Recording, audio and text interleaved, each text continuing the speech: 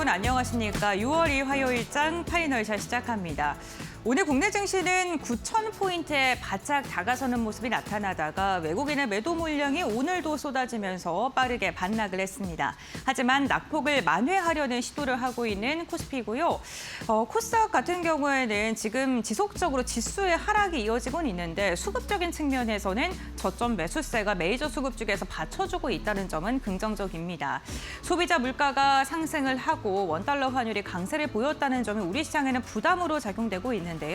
오늘 뚜렷한 주도주가 부재한 가운데 시장 전반적인 정리와 앞으로의 전략 한번 마켓 A컷을 통해서 정리해드리겠습니다.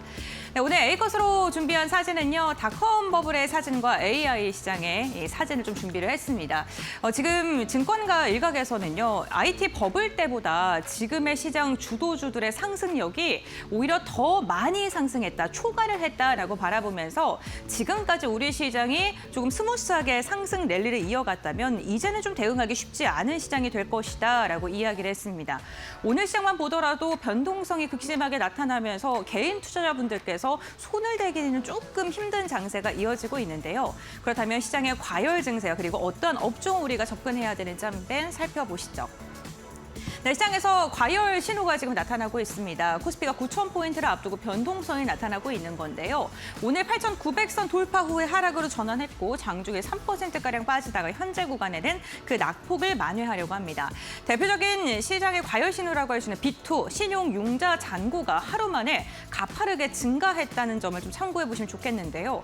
어제 종가 기준으로 전체 잔고는 38조를 넘어섰는데 단 하루 만에 1조 가까이 늘어났습니다. 대부분은 코스피 잔고 쪽으로 향했고요. 코스피가 28조 그리고 8,400억 원가량이 하루 만에 증가했고요. 코스닥 같은 경우에는 10조가량으로 1,000억 원가량이 늘어났습니다. 아무래도 대형주 코스피의 장세가 지속이 되면서 포모 현상이 나타나고 있고 빚을 내서라도 지금 투자의 수익률을 극대화하려는 투자자들이 증가하고 있다는 건데요. 지금 삼성전자와 하이닉스의 투자 심리를 보면은 그 투자 심리가 여실히 느껴집니다. 삼성전자, 하이닉스가 상승하면 지수가 상승하고 하락하면 같이 연동돼서 움직이는 코스피. 코스피의 시가총액 비중의 50%를 삼성전자, 하이닉스가 차지하고 있는 모습이고요. 50%를 돌파했을 때 시점이 지난달 27일이었고 3거래일 연속 50% 이상, 과반 이상을 웃돌고 있는 모습이 나타나고 있습니다. 그렇기 때문에 삼성전자와 하이닉스의 주가의 방향에 따라서 우리 시장의 변화도 나타나고 있고 지수가 연일 사상 최고치를 경신했을 때도 상승하는 종목보다 하락하는 종목이 더 많았기도 합니다. 올해 평균 거래대금 비중을 봐볼까요? 33%가 삼성전자, 하이닉스 탔는데 지금 거래대금의 비중이 40%대까지 올라와 있는 상황이고요. 5월 27일 그러니까 시가총액의 50%를 돌파할 시점에는 거의 50% 가까이의 거래대금이 삼성전자와 하이닉스 쏠렸습니다. 그러니까 거래를 하는 투자자 2명 중에 1명은 삼성전자와 하이닉스를 매수했다라고 봐주시면 좋겠습니다. 다음 장 이어서 보겠습니다. 이 KB증권에서는 이러한 시장에 대해서 IT 버블 때보다 더 올랐다라고 평가를 했는데요. 삼성전자, SK하이닉스의 500일 저점 대비 지금 798%나 급증한 것으로 확인되고 있습니다.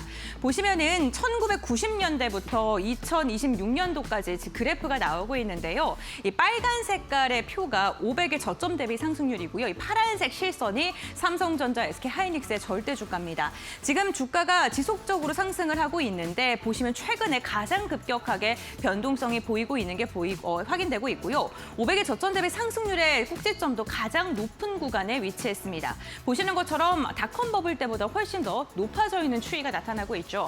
IT 버블 당시의 상승률이 717%였는데 이를 웃도는 798%까지 상승을 한 것이고요. IT 버블과 비교했을 때 81%포인트가량 더 높은 수준이라고 합니다. 그러나 우리 시장의 지금 IT 버블 때랑 비교했을 때 차이점을 보게 된다면 실적이 시장을 이끌고 있다는 게 가장 큰 차이점이고요. 여기에다 강점 부분은 개인들이 수급을 이끌고 있고 시장에서는 버블 국면이 지금 지속되고 있는데 아무래도 주도주가 조금 더 이 시장을 끌고 갈 여력이 남아있다라고 바라봤습니다. 하지만 KB증권에서는 그래도 쉽지 않은 장세가 펼쳐질 것이다라고 전망을 했는데요. 다음 장 보면서 확인해 보겠습니다. 네, 쉬운 장이 끝났다라고 이야기를 한 것은 IT 버블과 현재의 차트를 비교하면은 확연하게 느껴지실 겁니다.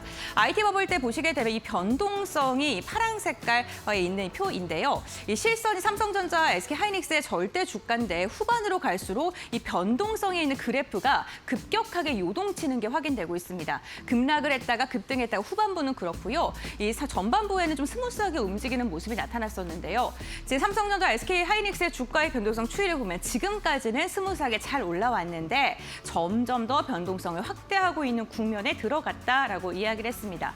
아무래도 이격이 벌어지면 벌어질수록 시장에서는 작은 충격에도 흔들릴 수밖에 없겠죠. 그래서 초기와 후반부를 좀 나눠서 봐야 된다라고 이야기를 했는데요. 다음 장 보겠습니다. 네, 상승 초반만 보더라도 빠르고 매끄러운 상승이 지속되고 기존에 미리 선취매를 한 사람들에게는 유리한 시장이 지속될 수 있다라고 이야기를 하면서 굉장히 쉽게, 비교적 쉽게 수익을 맛볼 수 있다라고 평가를 했습니다. 하지만 상승의 중후반으로 거듭될수록 변동성은 확정이 되고 그리고 고점과 저점을 개인 투자자가 판단하기에 굉장히 어려운 시장이 찾아올 수 있다라고 전망을 했습니다. 그러면서 마치 내가 엄청 투자의 능력이 좋은 것처럼 저점과 고점을 맞추려고 투자를 하게 된다면 손실률이 오히려 더 커질 수 있다라고 투자 의견을 나누기도 했는데요. 작게 매매를 하는 것은 오히려 성과가 더 안 좋아지니까 중장기적으로 묵직한 종목을 길게 끌고 가는 전략이 상승 중후반에는 유리하다라고 이야기를 했습니다. 어쨌든 시장이 오르긴 오르는데 흔들면서 오르는 장세이기 때문에 오히려 고점에 매수했다가 저점에 매도를 해야 되는 시장이 나타날 수도 있다라고 바라봤습니다. 그러면서 KB증권에서는요, 이 불려한 부분에 대해서 조금은 유의를 해야 된다라고 이야기를 하면서 핵심 체크 포인트를 몇 가지를 줬는데요. 경기 둔화 시그널이 포착이 되거나 금리가 급격하게 상승을 한다던가 AI 기업들의 자금 조달에 실패 소식이 들려오거나 이렇게 버블 붕괴 전조의 느낌이 확인이 된다면 시장이 언제든지 빠르게 상승한 만큼 무너질 수 있기 때문에 조금 더 차분히 시장을 보면서 이러한 악재들이 나타나진 않을까 꼼꼼하게 대응 전략을 세워야 된다라고 이야기를 했습니다. 하지만 시장에서는 안 좋은 이야기만 있는 건 아닌데요. 유진투자증권에서는 실적이 받쳐주기 때문에 시장은 당분간 더 상승할 수 있다라고 전망을 했습니다. 코스피의 EPS의 변화율을 보게 된다면 지금 8.3% 상승을 했는데요. 시장이 올라간 만큼 기업들의 이익률 역시나 상승하고 있는 국면이다라고 이야기를 했고요. 1분기 영업이익이 177조로 145% 증가했는데 2분기의 예상 영업이익은 더 좋아집니다. 222조를 넘어설 것으로 보이고요. 순이익 같은 경우에도 1분기가 146조로 레벨을 지금 지속적으로 확대하는 모습이 나타났는데 2분기는 162조까지 더 순이익도 좋아질 수 있다라고 이야기를 했습니다. 영업이익 추정치 추이를 그래프로 보게 된다면 1분기, 2분기보다 3분기, 4분기에 더 좋아지고 지속적으로 우상향을 하고 있는 게 기업들의 전망일, 즉 증권가에서 바라보는 전망의 눈높이가 높아지고 있다는 게 확인되고요. 이런 걸 보게 됐을 때 주가가 상행돼서 상승하는 게 당연하고 그렇기 때문에 지금 주가 위치가 과도하지 않다. 지수가 오를만 하니까 오른 것이다라고 유진투자증권은 지금 이야기를 했습니다. 하지만 모든 업종이 다 오른 건 아니고요. 업종을 잘 선별해야 된다라고 이야기를 했는데요. 지금 보시는 것처럼 업종 전체 가격과 이익 모멘텀을 보게 됐을 때 가장 이쪽에 있는 게 이익도 좋아지고 가격도 많이 상승한 종목이고 아래쪽에 있는 게 이익은 하락하면서 가격이 지금 많이 다운된 기업들, 업종들을 정리를 한 것입니다. 그러면서 유진투자증권에서는 가격과 이익이 함께 움직이는 업종을 바라봐야 된다라고 이야기를 했고요. 5가지 업종을 딱 꼽아줬는데요.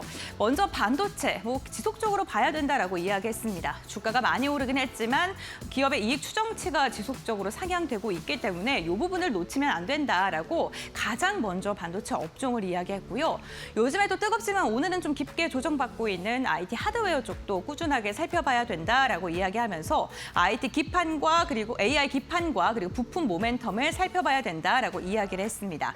세 번째로는 상사 자본재 쪽도 좀 보면 좋겠다라고 이야기를 했는데 이 업종에는요 지주사와 방산 그리고 로봇 모멘텀을 안고 받고 있는 기업들이 대거 있습니다. 최근에 좀 주목받고 있는 그런 섹터고요. 자, 네 번째로는 소프트웨어.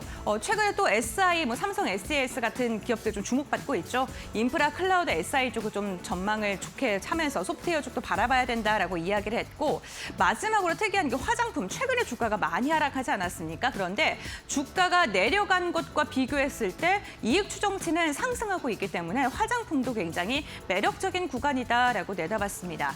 그 여기는 공통적으로 지금 바라볼 수 있는 게 기업들의 이익의 전망치가 점점 더 좋아지고 있는 업종들을 봐야 된다라는 게 5가지 업종의 공통된 의견이었다는 점 참고해 보시죠. 여기에다가 최근에 이익에 대한 모멘텀, 그 기대감이 커지고 있는 섹터가 있죠. 바로 로봇인데요. 어제 젠슨학이 한국의 로보틱스 투자를 검토하겠다라고 이야기를 하면서 시장의 기대감은 더 확대되고 있습니다. 그런데 시장에서는요, 로봇을 바라보는 것보다는 이 로봇 안에 있는 AI 인프라에 대한 힌트를 바라봐야 된다라고 이야기를 했는데요. 지금 보시는 것처럼 다양한 인프라들이 있는데 GPU 클러스터부터 AI 데이터 센터, 냉각, 클라우드, 통신망, 제조, 로봇 자동화, 이러한 전반적인 AI와 관련된 인프라 쪽에서 대상주들을 잘 선별하는 게 좋겠다라고 이야기를 했습니다. 단순하게 로봇을 바라보는 게 아니라 왜 로봇에 대한 이야기를 하고 있고, 그리고 우리나라가 AI 인프라 핵심 거점이 되려면 어떤 기업들과 협력을 해야 되는지 이 부분을 지켜봐야 된다라는 겁니다. 과연 AI 인프라를 누가 만들고 운영하게 될까요? 그 키를 쥐고 있는 기업이 다음 대장주가 되지 않을까라는 생각도 듭니다. 네, 이렇게 마켓웨이커 브리핑 마무리하도록 하고요. 그렇다면 이 시간 우리 시장의 움직임 함께 확인해 보겠습니다. 김주혁 아나운서가 전해드립니다. 네, 화요일 국내 증시 흐름 같이 한번 체크해 보시죠. 현재 국내 증시의 경우에는 동반 약세 흐름 지속되고 있습니다. 다만 오후장 들어서면서 낙폭을 축소하려는 모습도 확인되고 있는데요. 오늘 프리마켓에서 이 젠슨왕 효과가 이어지는 듯 했습니다. LG전자를 비롯해서 네이버와 같은 종목들 강하게 튀어 올랐지만 이내 차익 실현 매물이 출회가 되면서 시장도 하방 압력을 받아가고 있는 모습이고요. 특히나 LG전자의 경우에는 장중에 30%포인트가 넘는 변동폭을 보이기도 했습니다. 현재 구간 흐름, 일중 흐름 통해서 좀 더 자세하게 체크해 보시죠. 코스피부터 확인해 보시면은요. 오늘 코스피 사상 처음으로 8,900선을 터치하기도 했습니다. 삼성전자의 경우에는 장 초반 6%대 강세를 보이면서 37만 원 선을 터치하기도 했는데요. 다만 상승폭을 줄이면서 코스피 역시 하락 전환하는 모습들 확인해 볼 수가 있었습니다. 장중에 8,500선까지 밀렸다가 오후장 들어서면서 낙폭을 조금 축소하려는 모습들 확인되고 있고요. 현재 구간의 코스피의 경우에는 8,689포인트 선 지나가고 있습니다. 이어서 코스닥 살펴보시죠. 최근에 코스피가 올라도 코스닥은 하방 압력을 받아가는 흐름들이 지속되고 있었는데요. 오늘도 코스피 대비해서 코스닥의 낙폭이 조금 더 큰 모습이고요. 5거래일 연속 하락세를 이어가고 있습니다. 코스닥의 경우에는 오늘 장 초반에 1,000포인트까지 가까이 밀렸던 모습도 확인이 됐었는데 현재 구간에는 낙폭 축소해 나가면서 1,020선까지 회복했다라는 점 참고해 보시면 좋을 것 같습니다. 이어서 수급적인 부분도 확인해 보시죠. 오늘 유가증권 시장에서 개인과 기관의 순매수 확인되고 있고요. 계속해서 코스피 안에서 외국인들의 수급이 이탈하고 있는 모습도 확인되고 있습니다. 4거래일 연속 매도 포지션 취하면서 이 4거래일 동안 누적된 순매도 금액만 14조 원을 넘어서고 있는데요. 현재 구간에도 6조 이상 팔아내고 있는 외국인이고요. 이 물량들 개인이 소화해내고 있습니다. 개인이 6조 이상의 순매수 이어가고 있는 가운데 기관의 경우에도 소폭 순매수 포지션 취하고 있다는 점 확인해 보시죠. 이어서 코스닥 살펴보겠습니다. 네, 오늘 코스닥 안에서는 외국인과 기관의 순매수 확인되고 있습니다. 오늘 코스닥이 하방 압력을 받으면서 이 ADR의 경우에는 최저점을 기록을 했는데요. 이런 저가 매수세가 유입이 되고 있는 모습도 확인되고 있고요. 외국인이 2천억 원 이상의 순매수, 기관이 1,300억 원 이상의 매수 포지션 취하고 있는 가운데 개인이 3천억 원 이상 팔아내고 있다는 점도 확인되고 있습니다. 그렇다면 업종단에서 좀 더 자세하게 오늘 시장 살펴보도록 하겠습니다. 오늘 시장 전반적으로 하락하고 있는 가운데 그래도 제약바이오 종목들에는 수급이 들어오고 있는 모습들 확인되고 있습니다. 최근 제약바이오 섹터에서 잇따른 호재들이 들려오고 있는데요. D&D 파마텍의 경우에는 메시 신약과 관련해서 임상 이상 데이터 긍정적으로 내놨죠. 통계적 유의성을 확보했다라는 점에서 증권사에서도 기술 이전에 대한 가능성을 높게 전망하고 있는 상황이고요. 또 최근에는 한미약품에서 일라이릴리와 1조 8천억 원 가까운 하이센스 아웃을 체결하면서 시장을 이 제약바이오 섹터가 좀 강한 흐름을 가져가고 있는 모습도 확인되고 있습니다. 종목단에서 흐름 체크해 보시죠. 네, 오늘 코오롱 티슈젠이 14% 급등하고 있고요. 네이처셀도 11% 강한 상승세 이어지고 있습니다. 오스코텍의 경우에는 4%대 강세, D&D 파마텍도 현재 구간 3% 빨간불 켜내고는 있지만 전반적으로 장 초반 대비해서는 좀 상승폭을 줄인 모습 확인되고 있고요. 한미약품의 경우에는 4%대 약세 흐름 확인되고 있다는 점 체크되고 있습니다. 이어서 다음 업종 살펴보도록 하겠습니다. 오늘 통신장비주들도 견조한 모습 보여주고 있고요. 특히나 SK텔레콤이 강한 상승세를 이어가고 있습니다. GTC 타이베이에서 엔비디아가 SK텔레콤을 협력 사례로 언급한 데 이어서 엔트로픽의 IPO 기대감들도 SK텔레콤의 상승세를 이어가고 있는 모습인데요. 엔트로픽이 앞서 9,650억 달러의 기업 가치를 평가받으면서 오픈AI보다 높은 기업 가치를 평가받았고요. 또 미국 증권거래위원회에 상장 신청서를 제출했다라는 소식이 들려오면서 오픈AI보다 빠르게 상장할 것이 아니냐라는 기대감들이 SK텔레콤에 녹아들고 있는 모습도 확인되고 있습니다. 현재 구간 종목 흐름 같이 한번 체크해 보겠습니다. 네, 오늘 SK텔레콤이 11% 급등하고 있고요. SK네트워크스도 5.8%대 강세 확인되고 있습니다. KMW의 경우에는 오늘 하나증권에서 이 삼성전자의 수혜를 받아갈 수 있다라는 전망을 내놓으면서 미국 주파수 이 본광매에 대한 기대감을 높여가고 있는 모습이었는데요. 4.7%대 현재 구간 강세 확인되고 있고요. KT의 경우에는 2%대 강세, LG U+의 경우에는 2%가량 조정받고 있다라는 점 체크해 보시면 좋을 것 같습니다. 지금까지 시장 살펴봤고요. 이어서 종목 파인더 함께 해보시죠.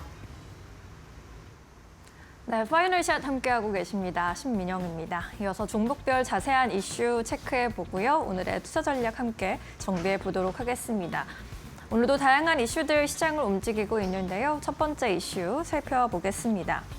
지난 5월에 국내 소비 데이터가 발표됐습니다. 물가 상승의 여파가 이어진 가운데 유통업체별로 매출 동향이 뚜렷하게 갈렸습니다. 소비 양극화 현상이 더 심해지고 있는 것인데요. 5월에 유통업체별 매출 증감률 보시면 백화점이 21%로 급성장을 했습니다. 편의점도 3.3% 성장을 했는데 대형마트의 경우에는 6.6%, 준대규모 점포, SSM의 경우에도 6%대 하락하면서 고전을 면치 못하는 모습이었습니다. 특히나 이 백화점의 경우에는요, 10개월 연속 매출이 증가세를 보이고 있는 상황인데 반도체 업황의 개선으로 성과급의 규모가 커지면서 고가 소비가 늘어난 영향이라는 분석도 나타나고 있습니다. 실제로 삼성전자와 SK하이닉스의 임직원이 거주하는 판교와 동탄, 광교 등의 경기 남부 상권의 백화점 명품 매출이 증가하고 있는 것으로 나타났습니다. 어제 업계에 따르면요, 지난달 1일부터 27일까지 롯데백화점 동탄점의 매출이 40% 명품 매출이 성장했는데 전체 점포의 명품 매출 신장률 35%를 웃돌았습니다. 용인에 위치한 사우스시티점의 경우에도 신세계백화점의 명품 매출이 53%나 증가하면서 전체 평균을 크게 웃돌았고요. 현대백화점 판교점의 경우에도 비슷한 매출 증가세를 보였습니다. 명품 매출이 전년 동기 대비 46% 증가하면서 전체 평균을 크게 상회하는 모습 나타낸 겁니다. 백화점 업계에서는 이러한 트렌드가 계속 이어질 것으로 바라보고 있는데요. 올 하반기에 특별 상여금 지급 가능성까지 거론되면서 이른바 성과급 특수가 이어질 것이라는 전망도 힘을 받고 있습니다. 오늘 관련주 분위기 함께 체크해 보시죠. 백화점주들이 시장 대비 크게 선방해주는 모습인데요. 신세계가 7%대로 크게 반등하고 있습니다. 현대백화점, 롯데쇼핑도 2에서 6%까지 급등 흐름 포착되고 있고요. 현대백화점 11만 9,400원 선에 거래되고 있습니다. 반면에 한화갤러리아 4%대 약세 흐름 나타나고 있는 상황입니다. 백화점주 체크해 보셨고요. 이어서 2차 전지 이슈 좀 점검해 보도록 하겠습니다. LG 에너지 솔루션의 경우에 장초에 튀어오르는 모습이 포착되기도 했는데요. 26년의 신규 수주에 대한 기대감 나타나고 있습니다.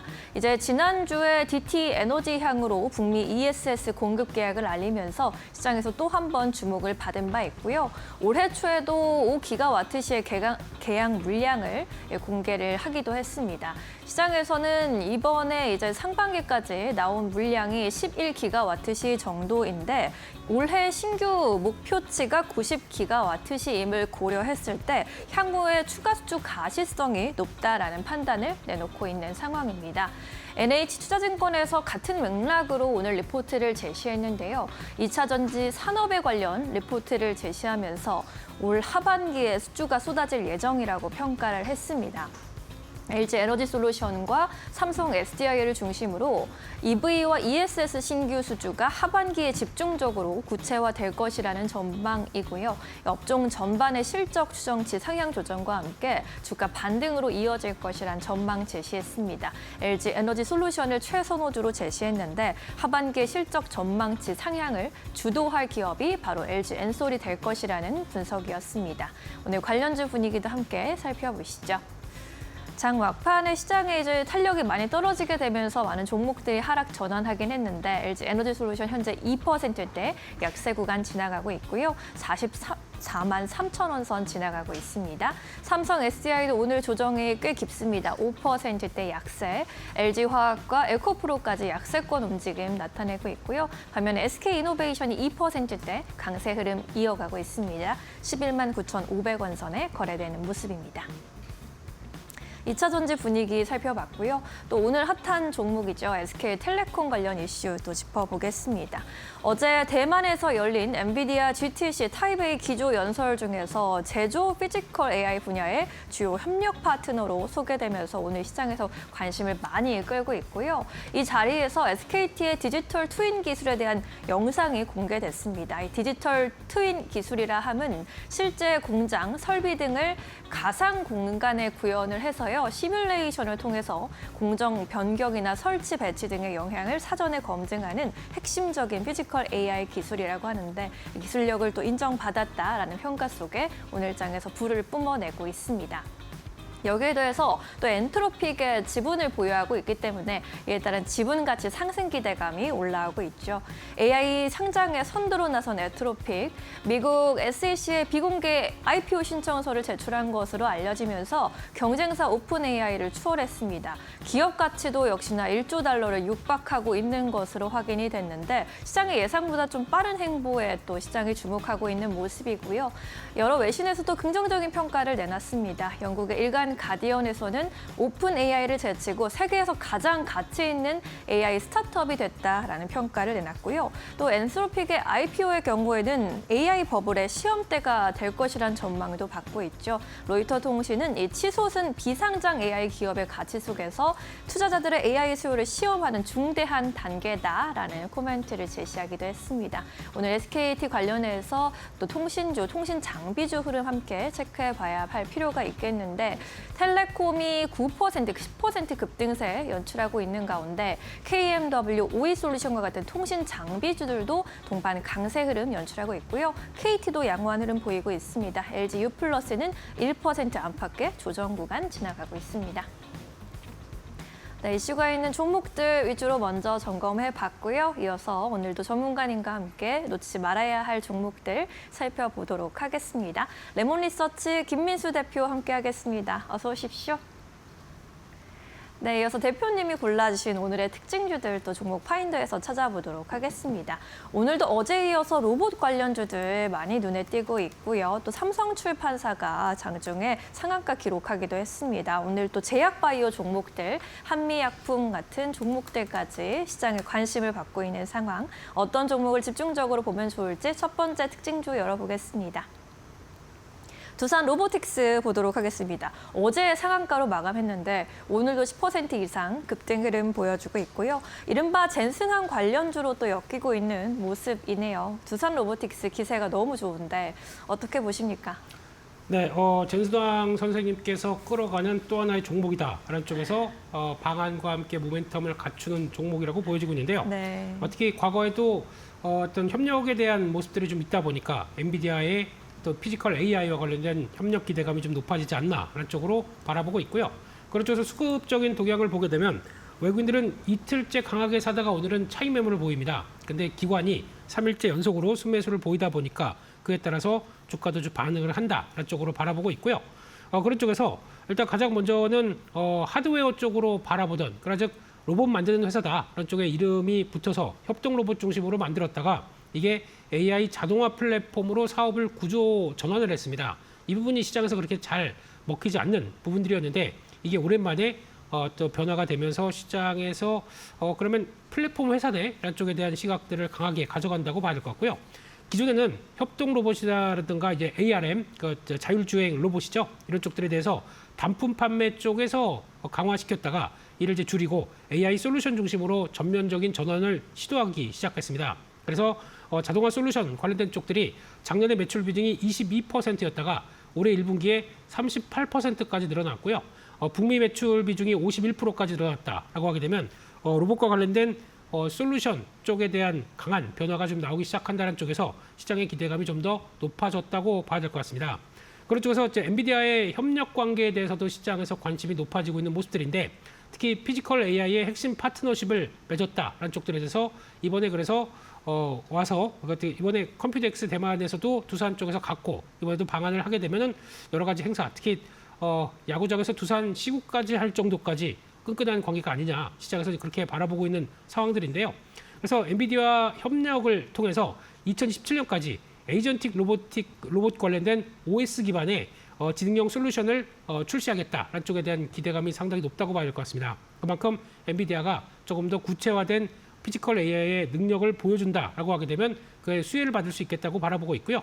그런 쪽에서 또 추가적으로 2028년까지 산업용 휴머노이드 공개를 또 계획을 하고 있습니다. 그만큼 약간 앞선 쪽들은 보스턴 다이내믹스의 아틀라스하고 한다고 하더라도 그 뒤를 이어서 두산 로보틱스도 그의 계획들이 분명히 있구나라는 쪽들에 대해서 시장이 반응한다고 봐야 될 것 같고요. 게다가 또 하나 실적과 관련된 쪽들은 북미의 원시아라는 회사를 인수를 했습니다. 그래서 매출이 갑자기 빠르게 늘어난 근거라고 봐야 될 것 같고요. 특히 작년에 인수를 했는데 이 회사는 두산 로보틱스 아메리카로 연결이 돼서 어떤 자회사에 편입이 되어 있는 구조이기 때문에 실적 그러면 여기서 같이 연결된다고 봐야 될 것 같고 이쪽에서 EOL, 그래서 엔드 오브 라인이죠. 이쪽과 관련된 완제품 포장이라든가 그리고 또 필레타이징 쪽에 대한 부분 매출이 전년 동기 대비해서 127% 증가할 정도까지 성과를 냈다라고 보여지고 있고 수주 잔고도 한 180억까지도 늘어나 있다. 이 부분이 계속 더 늘어날 걸로 보여지고 있기 때문에 실무에 들어가는 직접적인 매출은 이쪽들이 끌어낼 것이다라는 기대감들이 높다 보니까 두산 로보틱스의 실적의 하나의 중요한 역할을 하고 있다는 쪽으로 바라보고 있는 상황들입니다. 따라서 지금 주가는 이를 반영하면서 빠르게 올라왔는데 제일 중요한 거는 그러면 금요일 날 그리고 또 이번 주말까지 해서 두산 로보틱스와의 어떤 엔비디아의 협력 관계가 만들어지느냐 이게 가장 중요하다고 봐야겠죠. 그게 확인되게 돼야 세론이 아니고 주가의 탄력들을 더 보여줄 텐데 그게 만약에 예상했던 것만큼의 큰 성과가 없다 그러면 또 세론이 나올 수도 있겠죠. 그렇기 때문에 아직까지는 주가가 추격 매수하는 것보다는 보유하신 분들의 영역적으로 보시고 어떤 변화들을 한번 확인해 보자 그렇게 말씀드리겠습니다. 네, 좋습니다. 두산 로보틱스 역시나 젠슨왕 파워가 굉장한 모습인데 앞으로의 좀 사업 진행 상황 잘 살펴보고 다시 접근하셔도 좋을 것 같다라는 의견이었습니다. 잘 체크해 보시고요. 이어서 두 번째 특징주 열어보겠습니다. 네, SK텔레콤도 함께 보시죠. 10% 이상 급등하고 있고 3거래일 연속 상승인데 역시나 젠슨왕 테마입니다. 어제 이제 대만에서 젠슨왕 CEO의 컴퓨텍스 기조 연설이 있었는데 주요 피지컬 AI 협력사로 언급되기도 했고요. 계속해서 주목받는 흐름, 어떤 모멘텀에 좀 집중하는 게 좋겠습니까?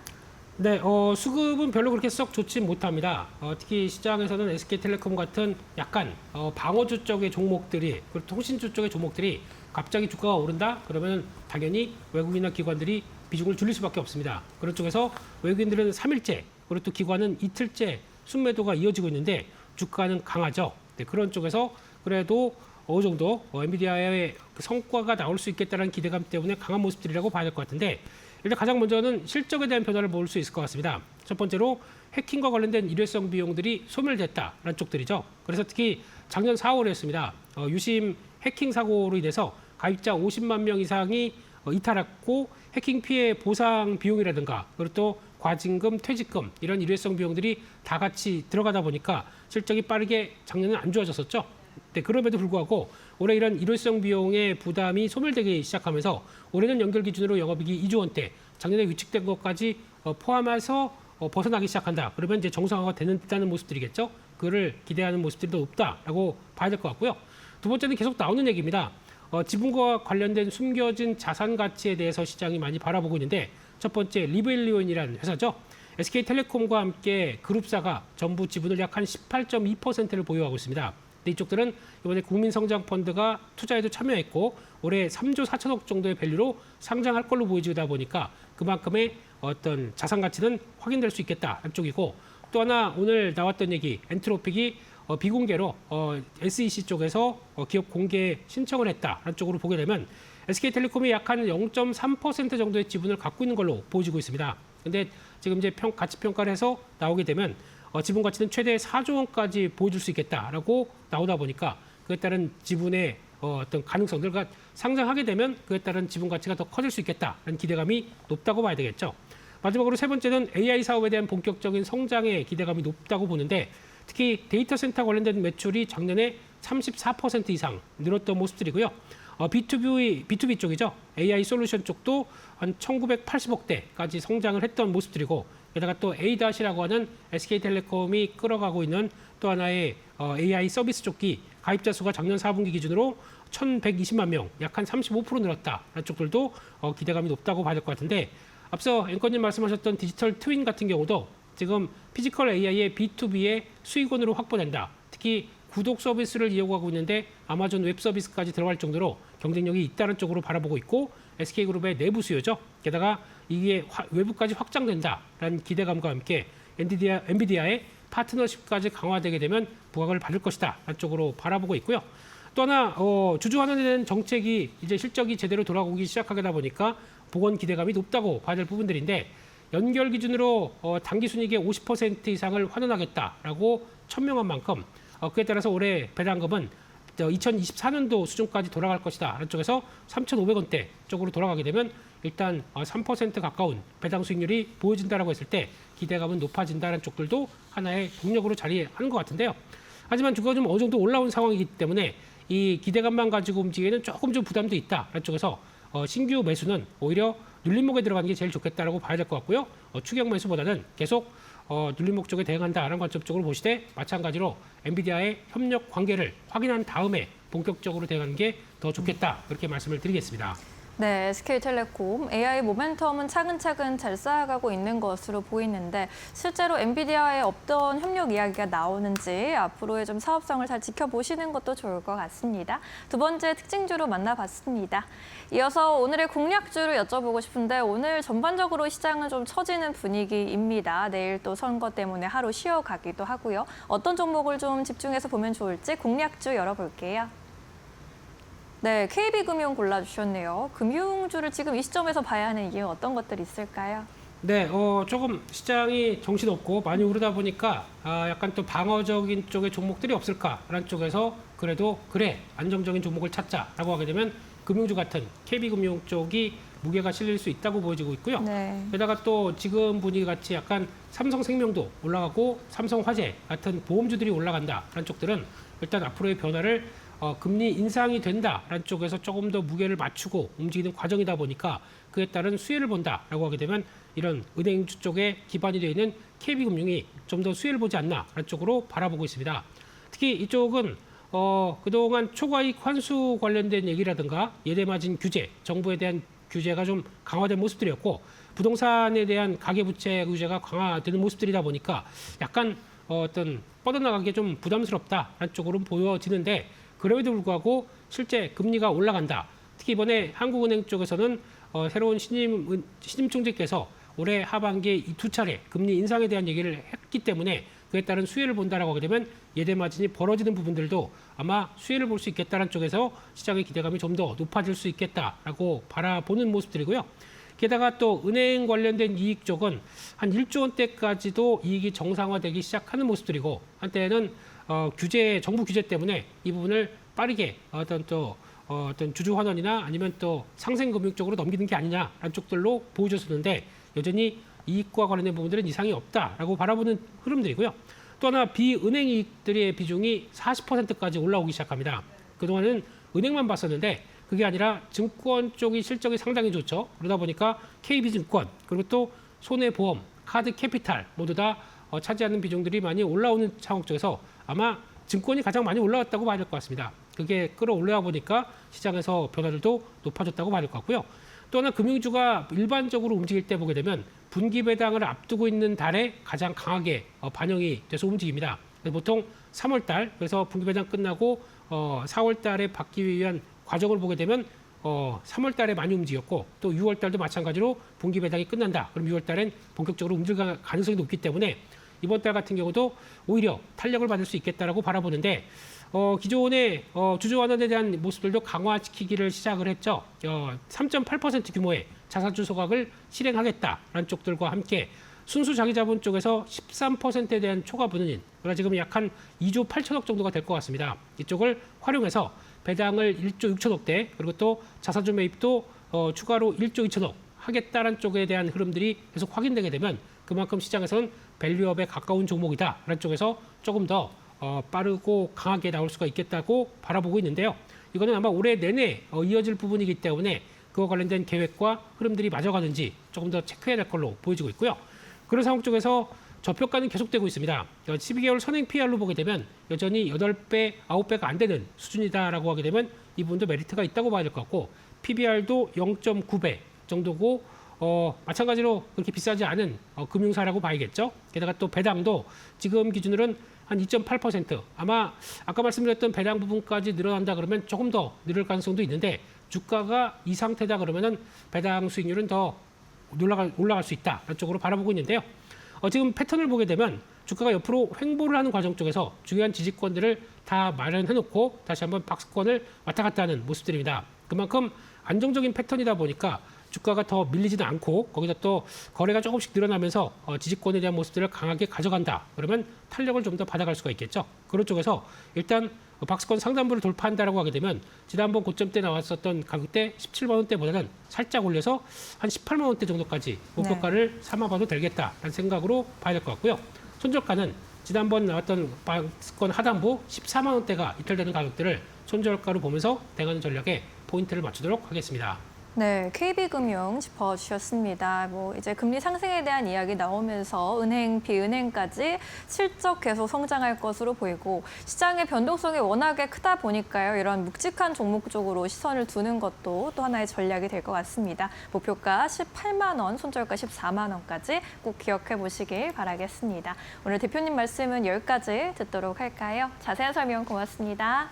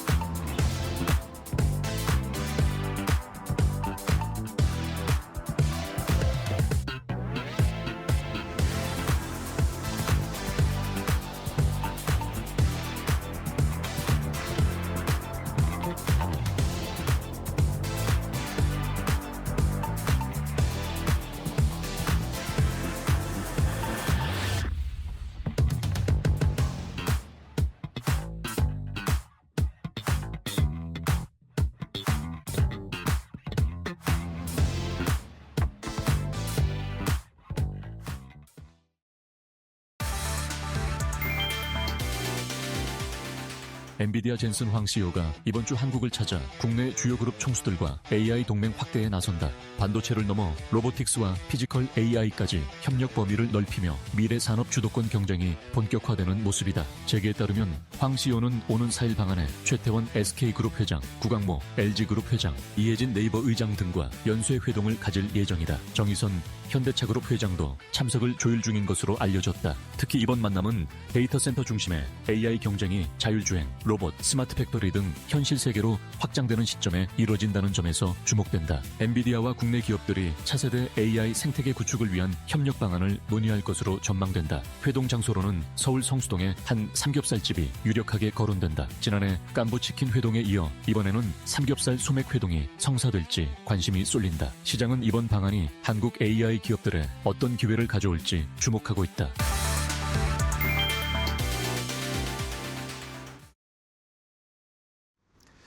자, 섹터 대 섹터로 이어가겠습니다. 오늘 시장에서 또 강한 빨간불 켜는 섹터, 오늘은 조금 쉬어가는 하락하는 섹터가 많지만 그 안에서 또 기회를 찾을 수 있도록 분석해 보겠습니다. 섹터 대 섹터, 오늘은 이데일리 TV의 박근호 전문위원과 함께하겠습니다. 위원님 안녕하세요. 안녕하십니까. 네, 반갑습니다. 자, 위원님과 오늘은 어떤 섹터 대 섹터 또 확인을 해볼까요? 지금 지수는 코스피가 장중에 좀 깊이 내려갔다가 거의 보합권 수준까지, 약보합이긴 하지만 보합권 수준까지 코스피는 많이 회복을 하는 모습입니다. 역시 뭐 대형주 위주로 또 회복이 되니까 올라오고 있는 상황이긴 한데 반면에 코스닥은 약간 아쉬운 상황이지만 그 안에서 또 상승하는 하락하는 섹터, 일단 첫 번째 섹터 대 섹터부터 확인해 보겠습니다. 자, 첫 번째 상승하는 섹터는 뭐 역시 로봇입니다. 로봇주가 오늘 뭐 전부 다 올라가는 건 아닌데 그래도 로봇주 안에서 조금 차별화되면서 많이 올라왔던 것들은 좀 쉬고 그동안 또 못 갔던 것들은 또 올라가고 약간 차별화되는 그런 로봇주들의 모습이 보이고요. 반면에 그동안 많이 올라왔던 기판 관련주들, 삼성전기나 LG이노텍이나 엄청난 뭐 쉼없이 상승하던 종목들이 어제 오늘 조정을 받고 있습니다. 자, 이것을 어떻게 대응해야 할지 하나씩 알아보도록 할 텐데요. 일단은 상승하는 섹터부터 볼까요? 자, 위원님, 로봇주들이 뭐 LG전자나 LG그룹주나 현대차그룹주나 이런 것들은 좀 떨어지는데 그 안에서도 그래도 좀 올라가는 로봇주들은 보이네요. 네.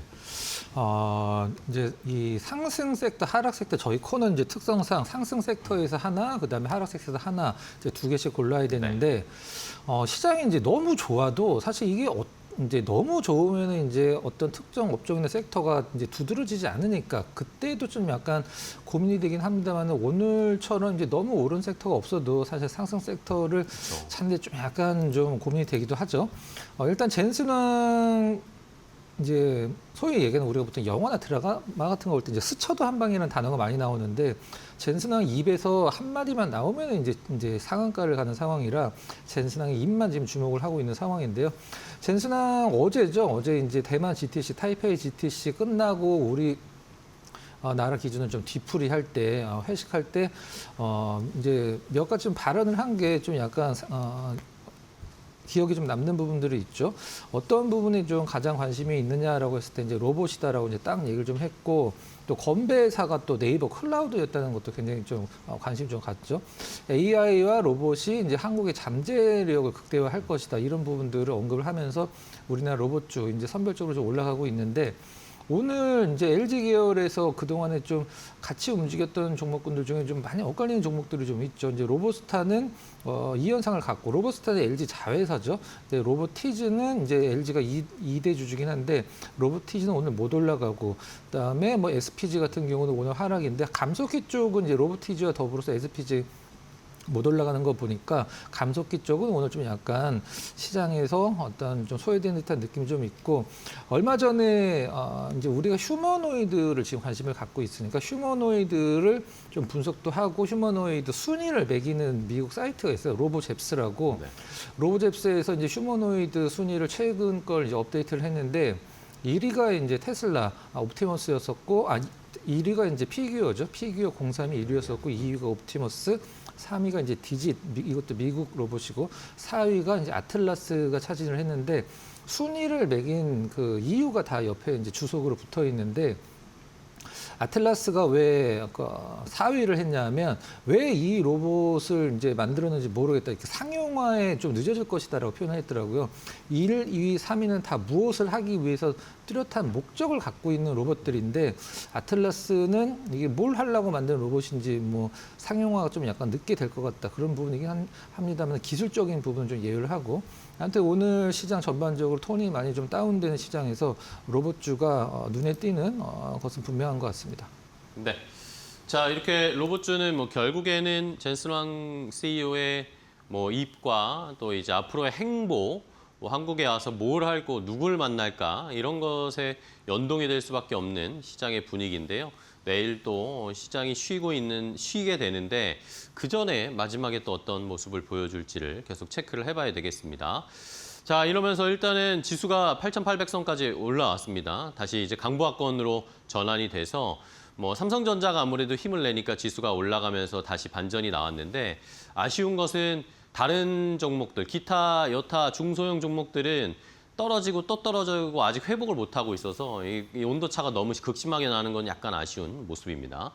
자, 그럼 이번에 하락하는 섹터 좀 찾아볼 텐데 어제도 저희가 MLCC를 한번 봤는데 오늘은 기판 쪽을 봐야 될 것 같아요. 기판도 그동안 많이 올라왔잖아요. 삼성전기도 뭐 MLCC도 엮여 있지만 기판도 또 사업에 연결이 되어 있고 LG이노텍도 이러면서 뭐 단숨에 100만 원 넘어가는 모습이었는데 어제 오늘 삼성전기, LG이노텍 이쪽 기판 쪽이 조정이 깊습니다. 이거 어떻게 대응해야 될까요? 네, 기판 쪽이 좀 다 빠지는 건 아니고요. 오늘 심텍 같은 경우는 나름대로 견조한 흐름을 보여주고 있는데 우리가 보통 삼성전기를 지금 두 가지 모멘텀으로 보고 있으니까 시장이 어느 쪽에 포커스를 맞추고 있는가가 이제 확인이 된다라고 생각이 드는데 삼성전기는 MLCC, 그다음에 FCBJ, 고다층 기판 두 개로 이제 모멘텀으로 시장이 움직이고 있고 그 두 개를 모두 이제 공급을 할 수 있는 유일한 기업이라는 프리미엄을 받고 있는데 일본의 이제 항상 제가 말씀을 드리는 MLCC는 무라타 제작소 주가 흐름을 보면 되고 이 FCBJ 고다층 기판은 당연히 1등인 이비덴 주가 흐름 보면 되는데 이비덴 주가는 어제 오늘 이틀 연속 좀 삼성전기 정도는 아니고 좀 약간 러프한 조정을 좀 주고 있죠. 근데 삼성전기가 지금 MLCC 쪽에 무라타 주가를 안 쫓아가고 이제 FCPGA, BGA의 이비덴의 주가를 따라가고 있는 거 보면은 시장은 지금은 일단은 삼성전기의 MLCC보다도 이제 기판 쪽에 조금 초점을 좀 포커스를 맞춘 듯한 느낌이 아닌가라는 생각을 좀 하고 있고요. 일단 시장이 약세가 왔을 때 일단은 차익 실현 물량이 나오는 듯한 모습이라 조금 더 조정이 깊은 듯한 느낌인데 조금 다른 얘기를 한번 좀 해보도록 할게요. 제가 오늘 삼성전기 주주분들 이제 많은 얘기를 하는 그 토론 게시판 같은 데 들어가서 어떻게 생각을 하나, 이걸 조정으로 생각을 하나 아니면은 조금 리스크 있게 생각을 하나 이렇게 쭉 한번 훑어봤는데 네. 굉장히 이걸 좀 심각하게 생각을 하시더라고요. 근데 하이닉스를 여러분들이 그 3월 초에 이제 전쟁 났을 때 말고 3월 말, 정확히 3월 말에 하이닉스가 80만 원 찍었을 때 그때 하이닉스 차트를 보시면 하이닉스 아마 차트만 보고 좋다라고 말씀하실 분 대한민국에 단 한 명도 안 계셨을 거예요. 일단 3월 달에 이제 하이닉스가 80만 원인데 그 전에 고점이 110만 원이었었거든요. 30만 원 빠지는 과정에서 그걸 좀 약간 뭐라고 해야 될까요? 분석을 통해서 이걸 좀 약간 의연하게 넘기지 않으신 분들은 거기서 이제 나오실 수밖에 없는 거고 분석을 통해서 이제 이거는 뭐 새로운 기회가 올 수도 있고 너무 많이 빠졌다. 가치 대비 생각하신 분들은 지금 200만 원 넘겨서 갖고 계실 자격이 있는 거죠. 일단 기판주들은 사실 뭐 삼성전자, 하이닉스의 펄을 적용을 하긴 지금 힘든 상황인 건 맞죠. 실질적으로는 삼성전기도 퍼가 좀 빠졌다고 해도 지금 이제 어제 기준으로 한 230 정도 찍었으니까 오늘 좀 빠져서 200 좀 한 뭐 10, 20 정도까지 내려왔을 것 같은데 사실 지금은 이런 숫자도 중요하긴 합니다만은 전 세계에서 이제 어떤 기판의 어떤 성장 속도나 시장의 규모 그리고 지금 1등주들이 어떻게 움직이는지 계속 판단을 해야 돼요. 제가 이비덴을 설명을 드릴 때 이 말씀을 강조를 드렸었는데 이비덴이 크게 흔들리지 않고 우리나라 기판주 특히 삼성전기가 크게 흔들리면 그거는 매수 기회다라고 말씀드렸어요. 물론 이비덴이 더 빠질 수 있긴 합니다만은 삼성전기를 지금 신기로 들어가려고 생각을 하신 분들은 삼성전기를 보지 마시고 이비덴의 이틀 연속 주가 조정이 이제 내일 우리나라 쉬니까 내일 일본 증시도 어떻게 나오는지 확인을 하고 우리나라 시간으로 목요일 날 한번 진입을 하시면은 굉장히 좋은 자리가 나오지 않을까라는 생각을 좀 하고 있습니다. 네, 알겠습니다. 자, 삼성전기 많은 뭐 시청자분들이 궁금해하실 것 같아요. MLCC와 기판, FCBGA가 동시에 수혜를 받으면서 지금 주가가 많이 올라왔는데 3월에 SK하이닉스를 한번 생각해보자라는 그런 의견이십니다. 그때 와 이제 SK하이닉스 멈추나 보다 싶었지만 그 뒤로 다시 또 출발했죠. 그런 것들을 생각해봤을 때 지금 삼성전기도 오히려 용기를 내서 기회로 볼 수도 있다라는 의견이셨으니까 참고해 주시고요. 자, 그러면 뭐 삼성전기를 뭐 분석을 해주셨지만 이 중에서 그래도 상승하는 섹터에서 로봇주들도 시청자분들이 관심이 너무 많으시니까 로봇주 중에 그래도 좀 공략해 볼 만한 또 이제 젠슨왕이 왔을 때 수혜 받을 수 있을 그런 종목 뭐가 있을까요? 네. 자, 두산 로보틱스 좀 선정을 해봤는데요. 두산 로보틱스, 지금 현재 두산 로보틱스도 마찬가지고 지금 여타의 뭐 감속계 액추에이터 관련주들을 이건 제 생각이긴 합니다만은 분석의 영역으로 생각을 하시면 안 되거든요. 이제 두산 로보틱스 분석을 할 수가 없습니다. 레인보우 로보틱스 분석을 하면 그걸 누가 살 수가 있겠어요, 실질적으로. 우리나라 로봇 기업들은 분석의 영역을 지난 지 한참 됐습니다. 실질적으로는 좀 약간 분위기, 이런 기세 이런 걸로 보셔야 되는데 젠슨왕이 이제 로보틱스 투자, 한국의 로보틱스 투자 검토라는 어떤 발언도 좀 했고 GTC 서울도 개최가 가능하다. 일단 진짜 마음이 있는지 모르긴 하겠습니다만 아무튼 우리나라가 이쪽에 이제 어떤 엔비디아와 상당히 밀접하기 때문에 립 서비스도 조금은 좀 있는 것 같은 느낌이에요. 어제 기사들이 젠슨왕 이제 두산 시구 관련돼서 뭐 시구를 하니까 두산 로보틱스 상한가를 갔다 뭐 이런 식으로 기사화가 많이 됐는데 시구 때문에 간 건 아니고 이제 장려죠. 이제 메디슨 황 같이 오니까 이제 기존에 두산 로보틱스 방문을 한 것 때문에 상한가를 간 거고.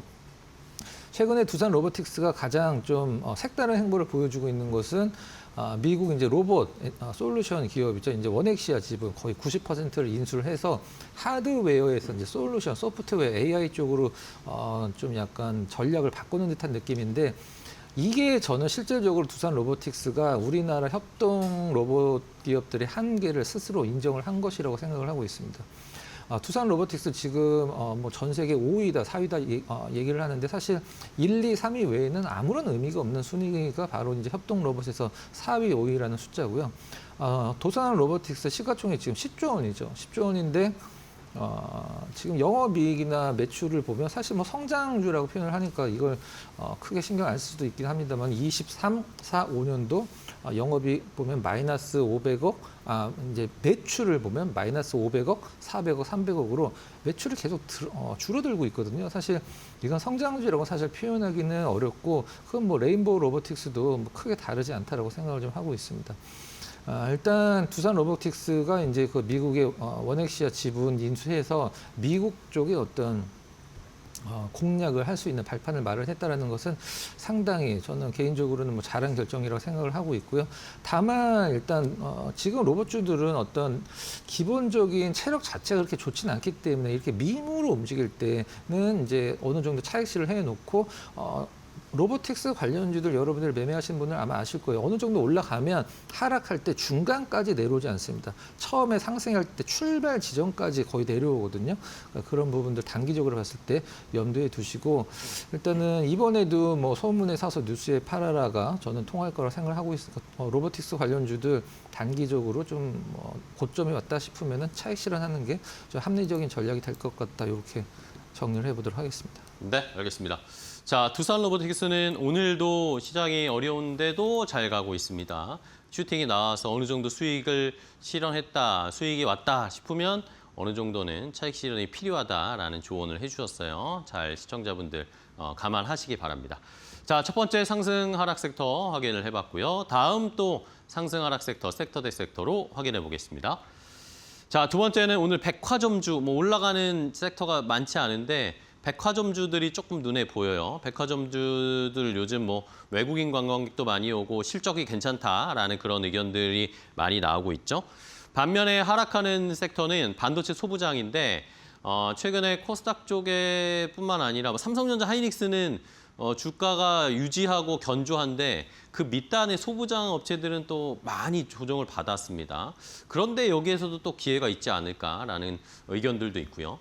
일단은 상승하는 섹터부터 좀 볼까요? 백화점주들 뭐 이제 7월 정도가 되면은 실적들을 저희가 또 이야기가 나올 텐데 6월 말 되면 또 좋은 실적 나오는 게 뭘까? 이럴 때 백화점주들도 입에 오르내릴 것 같아요. 어떻게 보세요? 네. 자, 백화점 관련주도 사실 어떤 특징이 있냐면 백화점주들을 오랜만에 보면 이거 왜 이렇게 언제 이렇게 올랐지라고 이제 느낄 때가 아마 계실 거예요. 올라도 시장에서 그렇게 이슈화가 안 되기 때문에 또 그걸 많이 안 올리고 조금씩 오르기 때문에 일단 백화점주들 오늘 이제 안전시장에서 상당히 좀 선전을 좀 하고 있는데 이게 이제 이어 나갈 수 있는가가 중요한데. 백화점 관련주들은 사실 올라가고 내려가고를 시장에서 결정할 수 있는 것은 다른 이슈는 전혀 없습니다. 그 실적 하나밖에 없어요. 그래서 백화점 관련주도 실적을 한번 평균적으로 한번 알아보면 일단 1분기 이어서 1분기에 실적 좋았죠. 백화점 관련주들. 뭐 반도체 때문에 백화점이 올라간다. 뭐 이런 언론 보도도 있을 정도로 4월에도 일단 큰 폭의 매출 성장세가 나오고 있는 것으로 지금 확인이 되고 있는데 4월 달 기준으로 26년도 4월이죠. 이제 지난달 이제 25년도 4월이랑 비교를 하면 전년 동기 대비 비교하면 무려 20%나 이제 매출이 증가를 했다라고 얘기를 하는데 요즘에 백화점에 누가 가냐라고 생각을 하실 수도 있는데 가는 사람들이 있죠. 바로 외국인들입니다. 롯데 같은 경우는 이제 외국인 매출이 전년 동기 대비 92%, 그다음에 신세계는 외국인 매출이 전년 동기 대비 141% 성장을 했다라고 이제 발표가 됐는데 워낙에 이제 원화가 약세기 때문에 이제 외국인들이 이제 우리나라 관광 왔을 때 백화점을 좀 많이 가는 것 같아요. 이 중에서 이제 어떤 것들이 많이 팔리고 있나 사실 백화점 하면 사실 뻔하긴 하죠. 이제 옷이랑 명품 두 개만 보시면 될 것 같은데. 명품이 최근에 상당히 좀 많이 팔리고 있다고 합니다. 백화점은 명품 매출을 발표를 할 때 이렇게 발표를 하거든요. 만약에 100이라는 걸 팔았을 때 그 안에서 명품이 몇 % 정도 차지를 했나 이걸 이제 발표를 하는데 작년에 4분기 때 41%, 올 1분기 때 44%, 올해 4월 달에 45% 이게 계속적으로 올라가고 있다라고 그래요. 그래서 일단 뭐 명품은 비싸니까 사실 매출이 뭐 기하급수적으로 늘어나는 건 맞긴 합니다만은 더불어서 이제 백화점 매출 올라간다라고 하면 백화점의 주가 상승을 견인할 수 있는 유일한 재료인 실적은 이제 당분간은 걱정을 안 해도 되겠다 이렇게 보시면 될 것 같습니다. 네, 알겠습니다.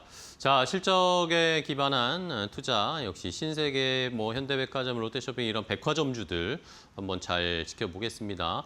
뭐 주식 수익 많이 나신 분들이 백화점 쇼핑도 많이 한다라는 이야기도 있고, 뭐 해외 리포트에서도 저도 전에 봤는데 삼성전자, 하이닉스가 성과급을 많이 받으면 해외 명품주들이 올라갈 수 있다라는 그런 매출이 늘어날 수도 있다라는 그런 리포트들도 나올 정도입니다. 그런 것들이 뭐 백화점도 궤를 같이 할 수도 있겠죠.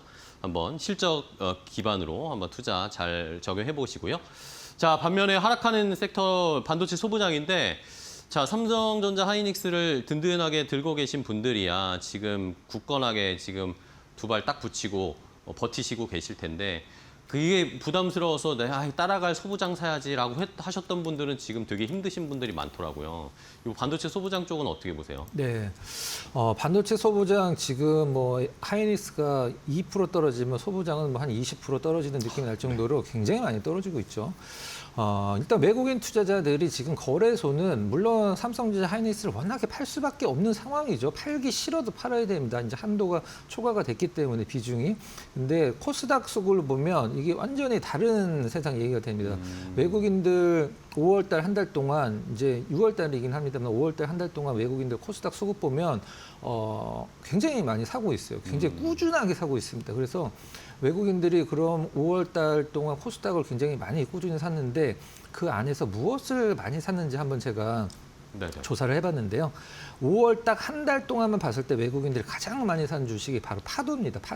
파두고 그다음에 에코프로 PM 코스닥 기준으로 그다음에 오늘 이제 하락 섹터인 이제 반도체 소부장 중에 가장 많이 산 종목은 이오테크닉스를 가장 많이 샀습니다. 그다음에 하나마이크론, 심텍, VM 이런 식으로 많이 샀는데 물론 지금은 외국인들이 많이 샀다라고 해서 시장에서 어떤 상승의 재료가 되기는 조금 힘들긴 합니다만은 그래도 외국인들이 소부장들이 많이 떨어진 상황에서 좀 뭐라고 그래야 될까요? 좀 분할 매수를 하고 들어오고 있다는 부분들은 상당히 나중에 이제 전반적으로 변곡점이 생겼을 때 의미 있는 수급이 더 들어올 수 있을 가능성이 있어서 반도체 소부장 하락 섹터로 골랐지만 좀 긍정적인 의미로 보자라는 의미로 좀 골랐습니다. 알겠습니다.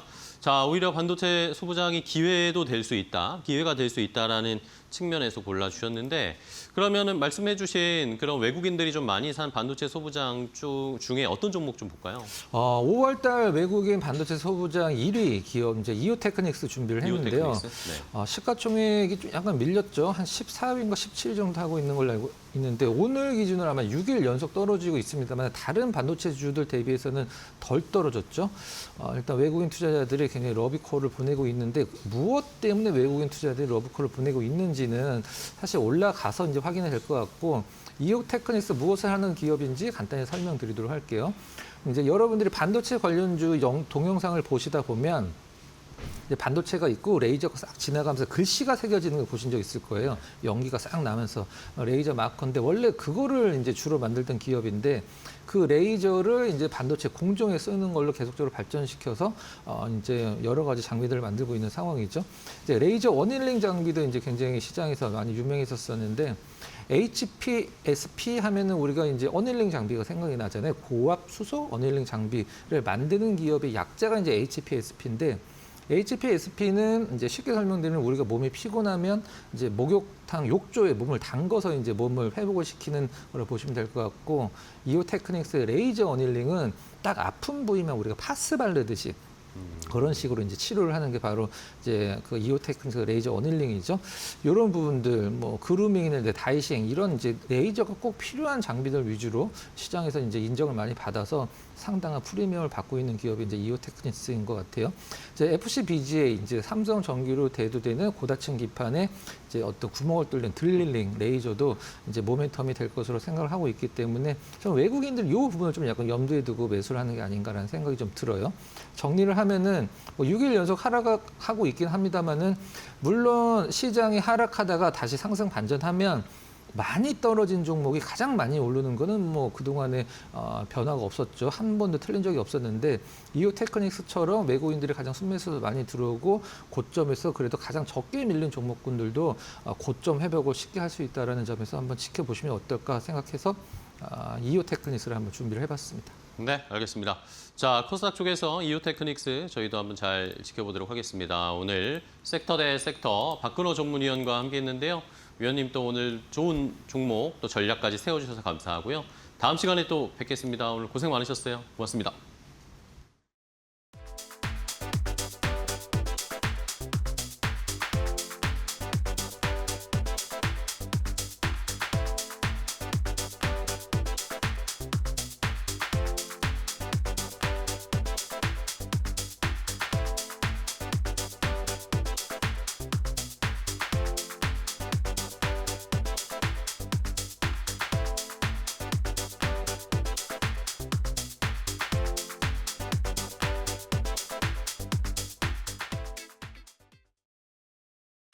컴퍼니 인사이드, 디즈니 편, 픽사, 마블, 스타워즈, 그리고 21세기 폭스까지 인류의 상상력을 닥치는 대로 집어삼키며 지구상 가장 거대한 문화 제국이 된 기업이 있습니다. 전 세계의 꿈을 파는 다정한 설계자 같지만 이들의 심장 밑바닥에는 가장 잔인한 약탈을 당했던 창업기의 피비린내 나는 트라우마가 흐르고 있죠. 다시는 내 것을 빼앗기지 않겠다는 지독한 복수심이 키워낸 거대 자본의 블랙홀, 디즈니의 이야기인데요. 시작은 비즈니스 역사상 가장 처참한 약탈이었습니다. 1928년 봄, 젊은 제작자 월트 디즈니는 자기가 만든 메가 히트 캐릭터 오스왈드의 제작비 협상을 위해 뉴욕의 배급사 사무실 문을 열었습니다. 하지만 그를 기다린 건 차가운 덫이었죠. 배급업자 찰스 민츠는 계약서에 허점을 들이밀며 캐릭터 소유권을 강탈했고 한술 더 떠 돈으로 매수한 디즈니의 핵심 애니메이터들을 그 자리에서 전원 가로채버립니다.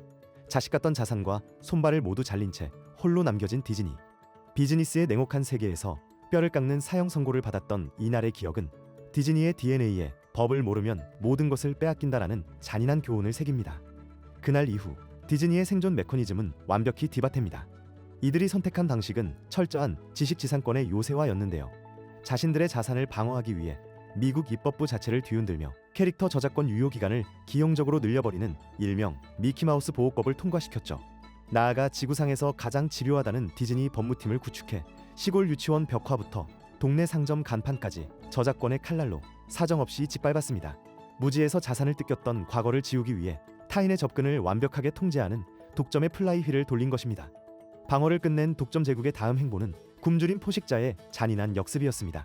2000년대에 접어들며 디즈니는 자신들이 당했던 방식 그대로 전 세계 대중문화의 괴물들을 차례로 집어삼킵니다. 3D 애니메이션의 미래였던 픽사를 천문학적인 돈으로 묶었고 마블을 삼켰으며 할리우드의 전설 루카스필름마저 통째로 매입해버렸죠. 경쟁자를 키우는 대신 자본으로 씨를 말려버리는 방식.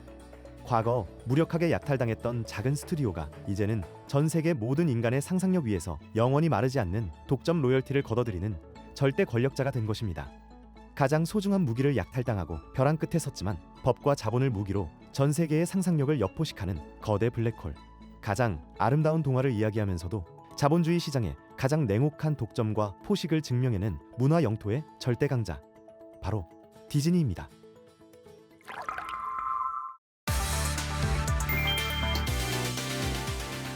삼성전자가 대만 컴퓨텍스 2026에서 8세대 고대역 폭메모리인 HBM5의 첫 실물 모형을 전격 공개했다. 이번 공개는 차세대 AI 메모리 시장의 주도권을 완전히 선점하겠다는 강력한 선전포고다. 메모리부터 파운드리와 패키징까지 모두 아우르는 삼성만의 토탈 솔루션 경쟁력을 정면으로 증명했다. 핵심은 자체 파운드리 이나노 공정으로 제작한 베이스 다이와 독점 열 관리 기술인 HPB 구조다. HBM5에 본격 도입될 HPB 기술은 다이 사이에 일종의 굴뚝 같은 열 전달 경로를 추가해 고질적인 발열 문제를 해결하는 기술이다. 이미 HBM4E 기반으로 검증을 끝마쳤으며 차세대 고집적 AI 환경에서 성능과 시스템 효율을 극대화할 핵심 무기로 꼽힌다. 동시에 업계 최초로 샘플 출하를 완료한 HBM4E 웨이퍼와 칩셋 실물도 함께 모습을 드러냈다. 4나노 공정 베이스 다이를 결합한 HBM4E는 최대 초당 4TB의 압도적인 대역폭을 구현하는 데 성공했다. 삼성전자는 초격차 기술과 압도적인 숫자를 앞세워 글로벌 AI 반도체 시장의 판도를 완전히 뒤흔들 준비를 마쳤다.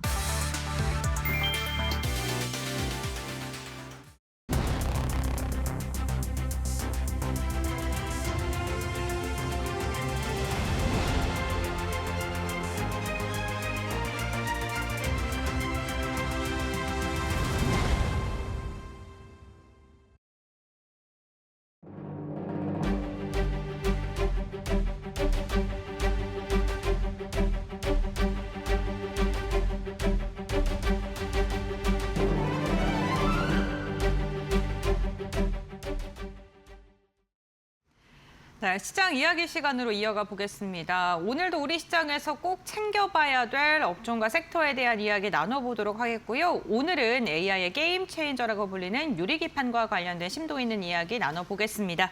루체 인베스트의 오현진 팀장과 함께합니다. 안녕하세요. 네, 반갑습니다. 최근 시장에서 지속적으로 거론되는 섹터 중에 하나가 유리기판 관련된 테마일 것 같은데요. 유리기판이 기존 기판과 비교했을 때 어떠한 특장점을 갖길래 이렇게 시장에서 주목하고 있는지 먼저 들어보겠습니다. 네, 그래서 지금은 많은 분들이 아마 알고 계실 수도 있는데요. 일단 유리기판은 말 그대로 유리 소재로 만든 기판입니다. 그러니까 기존의 AI 데이터 센터에 들어가는 기판은 유기기판이라고 해서 기본적인 소재는 플라스틱입니다.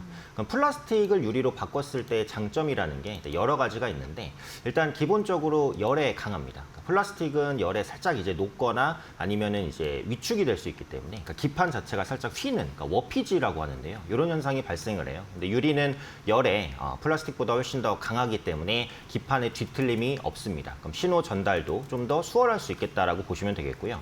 회로 패턴을 구현하는 것도 유리합니다. 그러니까 플라스틱 기판의 얇은 미세 회로를 구현하는 것보다 유리의 이 미세 회로를 구현하는 게 더 좋습니다. 역시 이제 휘어짐과 뒤틀림이 없는 것과도 일맥상통하는 좀 부분이라고 보셔도 될 것 같고요.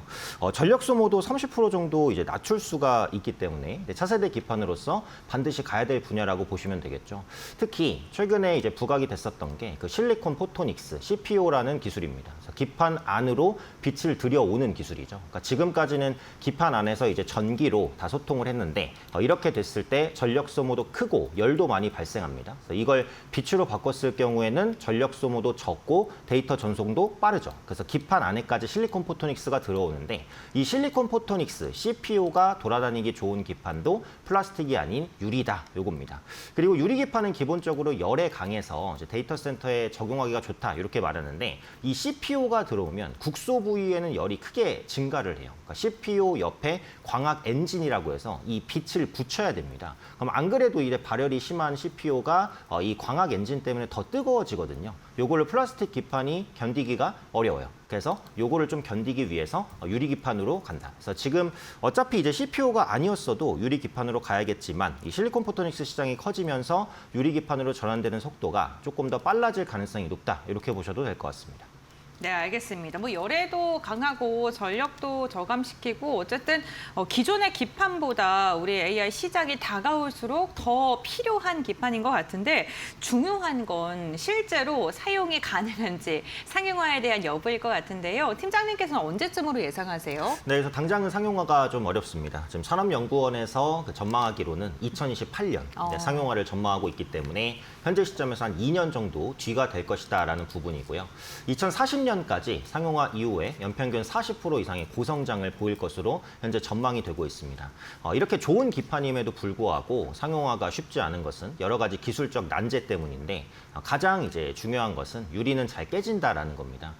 유리 기판은 두껍게 만들어도 잘 깨질 수 있어요. 근데 이 유리 기판은 아주 극도로 얇거든요. 그러니까 이 얇기가 종이 얇기 수준 혹은 그것보다 더 얇습니다. 유리를 이렇게까지 얇게 깎으면 충격에 너무 취약하겠죠. 그래서 이런 부분들을 관리할 수 있는 기술이 필요하고 또 유리 자체는 전기가 통하지 않습니다. 그러니까 전기를 통하게 하기 위해서 유리 기판에 구멍을 뚫고 그 안을 전도성 물질로 채우는 TGV 공정이라는 게 현재 필요한데 구멍을 한두 개 뚫어서 되는 게 아니고요. 적게는 수십만 개에서 수백만 개의 구멍을 뚫어야 됩니다. 그래서 플라스틱의 구멍을 뚫는 것보다 유리의 구멍을 뚫는 게 훨씬 더 어렵겠죠. 그래서 이런 부분들도 상용화의 난이도를 높이고요. 그리고 모든 기판에는 이제 감광액이라든지 위에 이런 표면, 특수 코팅 처리를 해야 됩니다. 근데 유리 기판은 이 표면 처리했을 때 그 기판에 잘 묻어요. 근데 유리 같은 경우에는 위에 뭐 물감을 칠했을 때 손으로만 쓱해도 지워지잖아요. 잘 묻지 않는 부분도 있습니다. 그래서 이런 것들이 유리 기판의 상용화를 조금 어렵게 하죠. 물론 지금은 이런 기술적인 난제들이 많이 해소가 되기는 했습니다. 근데 또 가장 중요한 부분은 지금 장비 업체들은 대부분 기존의 유리 기판에 특화된 장비 업체잖아요. 유리 기판으로 바뀌면 이 장비가 다 바뀌어야 됩니다. 그래서 이런 시간도 좀 필요하기 때문에 상용화는 한 2년 뒤로 현재 전망하고 있다고 보시면 되겠습니다. 네, 굉장히 고도화된 기술이 필요한 기판인 것 같은데 그렇다면 기술력이 집약된 산업인 만큼 뭐 많은 기업들이 도전할 수는 없을 것 같습니다. 국내에서 유리기판 개발과 관련돼서 현재 개발을 진행 중인 기업 어떤 게 있을까요? 네, 현재는 이제 SKC와 삼성전기의 싸움이다. 이렇게 보면 되고요. 정확히는 이제 SK 자회사 앱솔릭스가 가장 먼저 이제 유리기판에 앞서 있다. 기존에는 이렇게 평가를 받았습니다. 그래서 개발에 들어가는 비용 자체가 굉장히 커요. 근데 이제 앱솔릭스의 단점은 SKC가 돈을 잘 벌어야 이 투자 비용을 쫙쫙 뽑아낼 텐데 SKC가 실적이 잘 나오지 않다 보니까 항상 자금난에 허덕입니다. 그래서 그런 부분들은 조금 단점이라고 보시면 되겠고요. 이 앱솔릭스는 그 기판과 실리콘 인터포저를 동시에 바꾸는 유리기판을 추구를 했어요. 그러니까 여기서 이제 기판 시스템에 대한 설명이 필요한데 그 AI 데이터 센터의 기판은 대략적으로 이렇게 구성되어 있습니다. 가장 밑에 따는 이제 MLB, 그러니까 고다층 기판이라고 해서 한 30층에서 50층 정도 되는 기판입니다. 그래서 이 기판은 AI 데이터 센터와 데이터 센터, 렉과 렉, 그리고 전력까지 연결시켜주는 기판이라고 보시면 되고요. 국내에서는 이수페타시스가 상당히 잘하는 부분이죠. 그 위에는 이제 FCBGA, 요즘에는 많이 들어보셨을 것 같아요. 삼성전기, LG이노텍, 그리고 해외에서는 유니마이크론, 일본의 이비덴, 이런 기업들이 잘하는 기판입니다. 그리고 그 위에 올라가는 게 실리콘 인터포저. 요거는 TSMC 혹은 이제 삼성 파운드리에서 만들고요. 그 위에 이제 칩이 올라갑니다. GPU 칩, HBM. 그럼 제가 지금 말씀드리는 게 그러니까 기판이 3층 구조예요. MLB 위에 FCBGA, 위에 실리콘 인터포저, 위에 칩입니다. 근데 앱솔릭스는 이 실리콘 인터포저랑 FCBGA를 동시에 유리로 바꾸려고 했어요. 그러니까 난이도 면에서는 조금 더 높아요. 근데 돈도 아까 부족하다고 그랬죠. 그래서 그런 부분 때문에 상용화가 요즘에 살짝 밀리는 것 같아요. 그래서 요 틈을 파고들고 있는 기업이 삼성전기입니다. 그러니까 삼성전기는 처음부터 실리콘 인터포저를 같이 통째로 바꾸려고 하지 않고 FCBGA만 먼저 유리기판으로 바꾸려고 했어요. 그러다 보니까 난이도 면에서는 앱솔릭스보다는 조금 더 낫지 않았나 이런 생각을 하고 있고요. 현재 기술력 면에서는 SKC를 삼성전기가 뛰어넘고 있다. 이렇게도 시장이 판단하고 있기는 합니다. 그래서 현재는 SKC의 자회사 앱솔릭스와 삼성전기가 엎치락뒤치락하는 단계, 이 정도로 이해하실 수 있겠고요.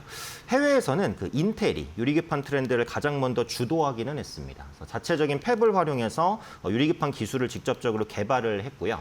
2030년 이전에 상용화하겠다라고 했어요. 그러니까 아무래도 삼성전기나 앱솔릭스보다는 상용화 시점이 밀릴 것 같아요. 그래서 국내에서는 국내 두 기업이 아마 유리기판 시장을 선도하지 않을까 이렇게 예측하고 있습니다. 네, SKC의 앱솔릭스 그리고 삼성전기가 유리기판을 좀 선도할 것이다라고 이야기를 해주셨는데 삼성전기 같은 경우는 FCBGA에서 독보적인 자리를 지금 갖고 있고 시장에서도 긍정적인 평가를 받고 있는데 LG 이노텍 같은 경우는 지금 기판이 좀 주목을 받고 있거든요. 결국에는 그러면 기존에 지금 목표 주가가 상향되고 있고 긍정적인 평가를 받고 있는 기존 기판 되는 관련 기업들은 좀 어떻게 대응해야 되는지 저희가 어떻게 바라봐야 될까요? 그래서 이게 이제 그 하이엔드 기판에서 위기와 기회가 함께 온다라고 보여져요. 그러니까 지금 FCBGA가 유리기판으로 바뀌는 거는 명확해요. 그럼 기존의 FCBGA 업체들이 이 유리기판으로 변화하는 흐름을 잘 탄다면 또 다른 기회를 찾을 것이고 그렇지 못하다면 몰락할 수 있는 가능성도 열려 있는 겁니다.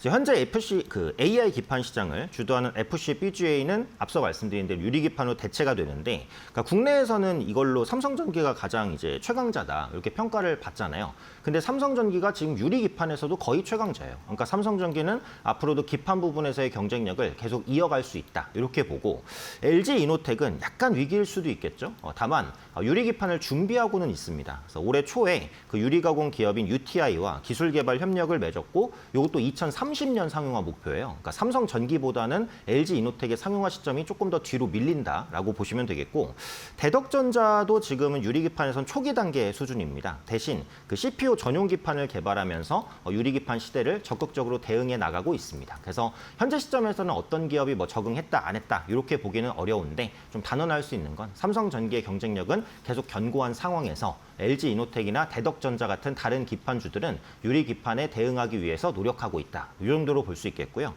또 한 가지 이제 중요한 게 CCL 수요가 감소할 수 있다는 부분입니다. CCL도 기판에 이제 들어가는 필수 소재인데 동박 적층판이죠. 그래서 얼마 전에 두산이 이 부분 때문에 굉장히 많이 주목을 받았는데요. 유리 기판에는 기본적으로 CCL이 들어가지 않습니다. 그래서 유리 기판으로 변화가 됐을 때 CCL 관련주의 센티멘탈이 살짝 흔들릴 가능성이 있어요. 물론 이제 유리 기판 시대가 온다고 해서 모든 기판이 다 유리 기판으로 바뀌지는 않습니다. 굉장히 비싼 기판 부분에 제한적으로 들어갈 가능성이 높고 또 추론만 담당하거나 아니면 일반 데이터 센터에는 유리 기판을 굳이 안 써도 돼요. 왜냐하면 너무 비싸고 기술력이 높기 때문에. 그래서 유리 기판이 온다고 해서 이제 기판 다 바뀌고 CCL도 이제 망했고 이런 얘기는 아닌데 어쨌든 투자 심리 상으로는 CCL 관련주가 타겟이 될 수 있기 때문에 이 부분은 체크를 하셔야 될 것 같고요. 또 고다층 기판에 대한 수요는 상당 기간 유지됩니다. 아까 제가 말씀드릴 때 지금 유리로 바꾸고자 하는 곳은 그 FCBGA 그리고 그 위에 있는 실리콘 인터포저. 그러니까 이 정도를 이제 유리로 바꾸겠다라는 거고 가장 밑단에 있는 MLB 고다층 기판은 유리로 당분간 안 바꿀 거예요. 그러면 MLB 시장의 강자인 이수페타시스는 앞으로도 이제 실적에 별로 지장이 없을 것이다. 이렇게 판단할 수 있는 거죠. 그래서 이런 유리기판 시대를 어떻게 적응하는지에 따라서 조금 차별화가 될 수 있겠고 또 MLB 기업들은 크게 현재로선 위협이 안 된다. 이렇게 정리할 수 있을 것 같습니다. 네, 알겠습니다. 유리기판의 시대가 왔을 때 그 기판 안에서도 좀 시장을 조금 더 함께 영위할 수 있는 쪽이 있는 것 같고 또 위기를 맞는 쪽도 있는 것 같습니다. 지금 팀장님께서 정리를 잘 해주셨으니까 참고하시면 좋을 것 같고요. 유리기판 관련된 기업 대표적으로 앱솔릭스나 삼성전기를 말씀해 주셨는데 그 안에서도 다양한 장비라던가 부품이 들어갈 것으로 보입니다. 국내에 상장된 기업 가운데 우리가 좀 눈여겨볼 기업이 있다면 어떤 게 있을까요? 네, 그래서 유리기판 장비 장비는 크게 세 가지로 나뉘기 때문에 세 가지만 기억하시면 되는데요. 그러니까 첫 번째로 가장 중요한 건 이제 TGV, Through Glass Via라고 해서 앞서 말씀드렸듯이 유리의 구멍을 뚫고 그 안에 전독성 물질을 채우는 과정, 이 장비주가 가장 중요하고요. 그 다음에는 이제 다이싱, 유리를 자르는 과정이고 마지막으로 테스트. 사실 뭐 기판이든 반도체든 테스트는 다 중요합니다. 그래서 이 세 가지를 집중적으로 보시면 될 것 같고요. 장비주를 말씀드리기 전에 하나 체크할 것은 삼성전기가 TGV도 우리가 직접 하겠다라고 밝혔다는 겁니다. 스미토모와 합작사를 통해서 TGV 공정을 자체 소화하기로 했다라고 했기 때문에 TGV 관련주가 무조건 수혜를 본다. 이렇게 보기는 조금 어려워요. 다만 그렇다고 해서 삼성전기가 모든 유리기판의 TGV 공정을 다 할 수는 없기 때문에 그에 따른 물량이 일부 가는 종목군들 혹은 삼성전기의 밸류체인에 들어오는 장비 기업들은 눈여겨보실 필요가 있습니다. 그래서 TGV 관련주도 여러 종목이 있지만 가장 대표적으로는 필옵틱스 말씀드릴 수 있는데요. TGV 레이저 드릴링 장비를 개발하는 업체입니다. 그래서 앱솔릭스에 대한 납품 이력을 바탕으로 해서 삼성전기 스미토모에 TGV를 공급할 가능성이 있다라고 보고요. 이 다이싱 부분에서는 로체 시스템즈라는 기업입니다. 레이저 글라스 커팅 기술을 보유하고 있습니다. 유리를 굉장히 조심스럽게 정밀하게 자르는 기술을 보유하고 있고요. 역시 앱솔릭스의 유리기판 파일럿을 공급한 이력이 있습니다. 그래서 삼성전기의 밸류에 들어갈 가능성 있는 종목이라고 볼 수 있고 끝으로 HB 테크놀로지, 유리기판용 자동 광학 검사 장비를 개발한 업체입니다. 그래서 유리기판 초기 양산 단계에서 수율을 안정적으로 유지하기 위한 검사 장비를 좀 개발하는 업체이기 때문에 이런 장비주들은 이제 삼성전기나 SK 주가와 함께 좀 움직임을 보시면 도움이 되지 않을까 생각됩니다. 네, 알겠습니다. 유리기판 관련된 장비주들 세 가지 분야에서 좀 나눠서 소개를 도와드렸고요. 이 관련 종목들 언급을 해주셨습니다. 유리기판 이야기를 하다 보니까 유리기판에도 연동돼서 움직임을 좀 비슷하게 가져가는 게 액침 냉각인데 이것도 AI 시대의 확산과 함께 미래에 관련된 기업으로 좀 주목을 받고 있는 종목들 많습니다. 둘의 어떠한 연관성이 있길래 좀 비슷하게 움직이는지 궁금하네요. 네, 그래서 액침 냉각이라는 것은 말 그대로 이제 물은 아닌데 물과 비슷한 액체에 담궈서 데이터 센터를 식히겠다라는 개념입니다. 그러니까 우리가 더운데 집에 갔어요. 선풍기를 틀면은 바로 시원하지 않습니다. 근데 찬물을 욕조에 받아놓고 뭐 내봄을 담근다. 그러면은 순식간에 열이 식겠죠. 그래서 요걸 하겠다는 게 액침 냉각입니다. 근데 기존에는 이걸 하기가 힘들었어요. 왜냐면 유기기판은 플라스틱이라고 말씀드렸잖아요. 플라스틱은 액체를 조금씩 흡수합니다. 그래서 이제 기판이 변형되는 문제가 있었거든요. 근데 유리는 기본적으로 액체를 흡수하지 않습니다. 유리를 물에 담궈 놓는다고 해서 유리 안으로 액체가 스며들지는 않죠. 그래서 유리기판 시대가 오면서 액침 냉각이 주목받기 시작한 겁니다. 그래서 유리기판 관련주와 액침 냉각 관련주는 비슷하게 움직인다는 부분을 일단 참고해 주시면 좋을 것 같고요. 대표 종목 두 종목 있습니다. 첫 번째는 KN솔, 그러니까 스페인의 서브머와 파트너십을 구축했는데 이 서브머가 글로벌 액침 냉각 1위 업체입니다. 이 업체와 파트너십을 구축한 업체가 KN솔이기 때문에 액침 냉각 관련주로 볼 수 있죠. 기존에는 원래 클린룸 관련주인데요. 클린룸 사업도 영위하면서 액침 냉각 관련주 모멘텀도 같이 가지고 있으니까 한번 체크해 볼 만하다라고 말씀드리겠고요. 두 번째로는 GST라는 종목입니다. 그래서 맞춤형 액침 냉각 솔루션을 좀 공개를 했는데 액침 냉각은 기본적으로 정유사가 좀 연계돼 있기는 해요. 그래서 S-오일이나 SK 이노베이션, GS 이런 곳에서 아마 특수 냉각유 이런 것들을 공급할 겁니다. 근데 이제 GST가 이 S-오일과 파트너십을 또 맺고 있어요. 그러니까 S-오일의 특수 액침 냉각유를 이제 GST의 열관리 설비에 결합해서 이 액침 냉각 솔루션을 좀 얼마 전에 공개를 했습니다. 그래서 이런 부분들이 냉각 관련주까지 같이 바라보게 만드는 그런 모멘텀이라고 보시면 좋을 것 같습니다. 네, 알겠습니다. 액침 냉각과 관련된 이야기까지 저희가 나눠봤습니다. 유리기판 관련된 시대가 성큼성큼 다가올수록 AI에 대한 효율성이나 이런 건 더 좋아질 것으로 보이고요. 국내 관련된 기업들까지 팀장님께 쫙 정리해드렸으니까 참고를 해보시면 좋겠습니다. 네, 팀장님과의 말씀 오늘 여기까지 듣겠습니다. 고맙습니다.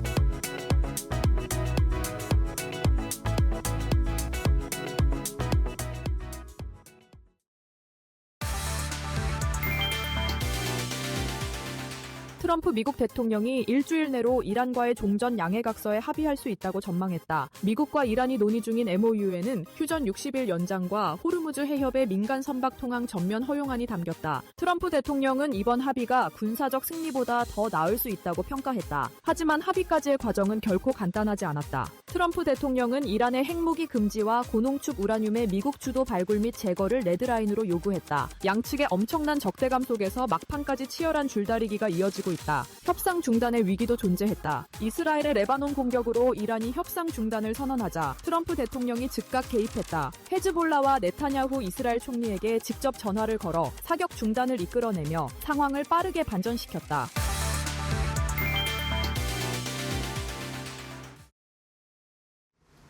네, 정규장 마감 동시효과 구간에 들어와 있습니다. 라스트 찬스로 이어갈 거고요. 이데일리 서동구 전문위원과 함께합니다. 어서 오십시오. 네, 안녕하세요. 네, 오늘도 시장은 젠슨황이 거의 테마를 이루고 있는데 지난주에 이제 목요일에 알려주신 LG전자의 경우 상승 흐름이 정말 눈에 띄고 있는 네, 상황이기도 하고요. 자, 오늘은 또 어떤 특징을 좀 잡아보셨을까요? 오늘 한마디로 중원의 대혈투다. 외국인들 8조, 이제 종가 나와보면 알겠습니다만 거의 10조 원에 가까운 순매도를 보이고 개인들은 또 거기에 맞서서 이러한 개장 초부터의 변동성 속에서의 매수세 꾸준하게 유입되고 네. 기관들은 손 놓고 좀 관망하는 듯한 그러한 모습이었다라고도 볼 수 있을 것 같습니다. 아무래도 이런 극단적 쏠림 현상 속에서의 변동성은 앞으로도 좀 더 지속될 가능성이 높지 않을까 이런 말씀을 드리겠고 조금 전에 말씀하셨던 것처럼 지난주 목요일 날 이 시간을 통해서 숨고르게 해주고 있고 눌림목이 연출되고 있는 LG전자와 관련된 말씀을 드린 바가 있습니다. 네. 결국은 지난주 금요일부터 오늘 프리마켓 시장까지 결과적으로는 이 젠슨황 관련된 종목들의 상승 랠리가 극단적으로 치달았던 그런 모습 이후에 급락도 연출되고 LG전자만 기준으로 본다라면 고점 대비해서 저점 35%의 변동성을 보일 정도로 종목들마다 어떤 면에서는 너무 지나친 그런 급등의 후유증이 오늘 장중에 펼쳐졌다 이렇게 네. 보면 좋을 것 같습니다. 이러한 과정 속에서 외국인들은 코스피 시장 쪽에서의 매도 규모는 더욱더 나타나고 있는 반면에 코스닥 시장에서는 이틀 연속 순매수를 보여주고 있고 기관들도 매수하는 그러한 모습들이 나타났습니다. 다행스러운 것은요. 지금 끝나고 나서 우리가 확인을 해봐야 되겠습니다만은 현물 시장의 매도를 대비했을 때 선물 쪽에서의 외국인들의 매도 규모는 제한적이라는 거죠. 결국 이것은 시장의 방향성을 하방으로 놓기보다는 오히려 현물 시장 쪽에서의 일정한 리밸런싱의 매도 물량들이 소화가 되고 있는 과정이다. 이렇게도 우리가 해석할 수 있을 것 같습니다. 네. 그렇기 때문에 장중의 변동성을 이용해서는 저가 매수가 여전히 유효하다라고 말씀을 드릴 수 있겠고 또 하나 중요한 것은 무조건적인 어떠한 그 흐름들 속에서의 추격 매수는 절대 자제해야 되는 그런 구간이 됐다라는 것을 오늘 시장에서 여실히 또 보여주었다라고 볼 수 있습니다. 특히 종목별로요 같은 섹터 내에서도 동반해서 급등하는 흐름이 아니라 반도체 쪽에서도 삼성전자가 상대적으로 강한 반면에 오히려 SK하이닉스 같은 경우에는 계속해서 약보합권 내에 놓여져 맞아요. 있고 그리고 또 2차 전지 쪽들도 동반해서 급등이 연출되거나 이런 것이 아니라 종목별로 순환 흐름이 나타나거나 또는 차별화되는 양상이 있다라는 거. 로봇 관련주들도 마찬가지죠. 또 전체적으로 금융 섹터들 쪽에서도 종목별로도 그동안 부진했던 또는 상승 추세가 유지되고 있는 이러한 쪽으로 섹터 내에서도 종목별 차별화가 이루어지고 있다는 거 이런 부분도 여러분들이 염두에 두시면서 대응해 주시면 좋겠습니다. 네, 오늘도 이제 업종 안에서 섹터 안에서 종목이 많이 차별화되는 흐름이었는데 결국에는 좀 극단적인 쏠림 장세 속에서 젠슨황 방한의 수혜가 있는 종목들 위주로 좀 매물이 나타나는 모습이었습니다. 그런데 이렇게 아직 젠슨황이 오지도 않았잖아요, 사실. 그렇습니다. 이렇게 좀 급등락하는 모습을 바라보면서 우리가 이러한 종목들을 좀 따라가는 것은 옳지 않다라는 생각도 드는데 결국에 매수 버튼이 늘려지는 쪽은 이러한 쪽이기도 또 하거든요, 개인 투자 입장에서. 그렇죠. 워낙 모멘텀도 있는 것 같고 우리가 깐부 해동과 관련된 그런 학습 효과도 있었고요. 네. 또 하나 중요한 것은 지금 현재 젠슨황이 제가 이런 말씀드리기 뭐하지만 네. 트럼프도 아니고 그쵸. 일론 머스크도 아니고 젠슨왕의 대세시대인 것 같습니다.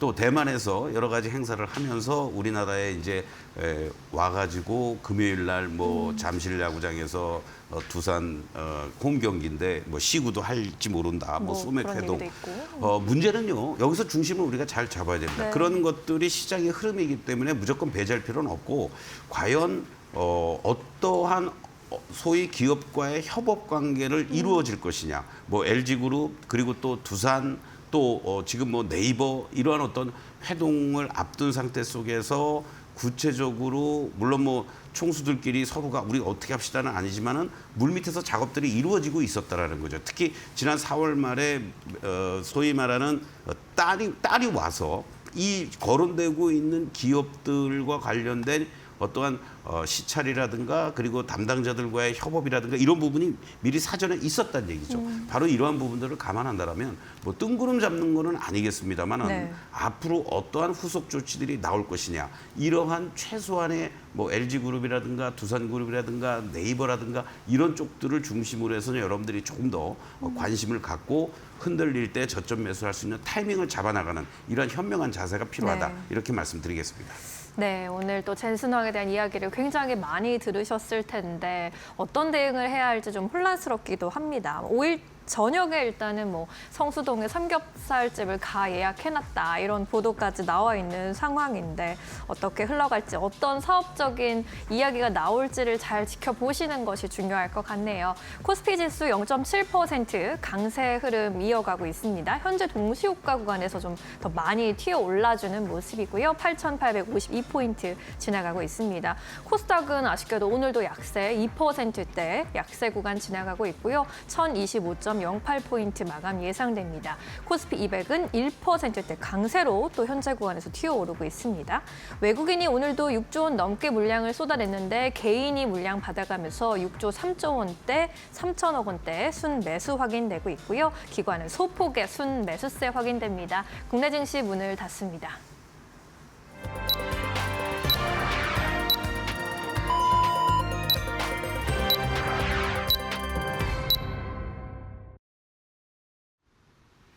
네, 화요일장 우리 시장 마무리가 됐습니다. 오늘 국내 증시는 변동성이 컸습니다. 장중에 상승 출발한 뒤에 급락을 했었는데 오후장 들어서 또다시 상승을 시도했다가 지금 다시금 좀 반락을 하는 듯한 모습 나타났습니다.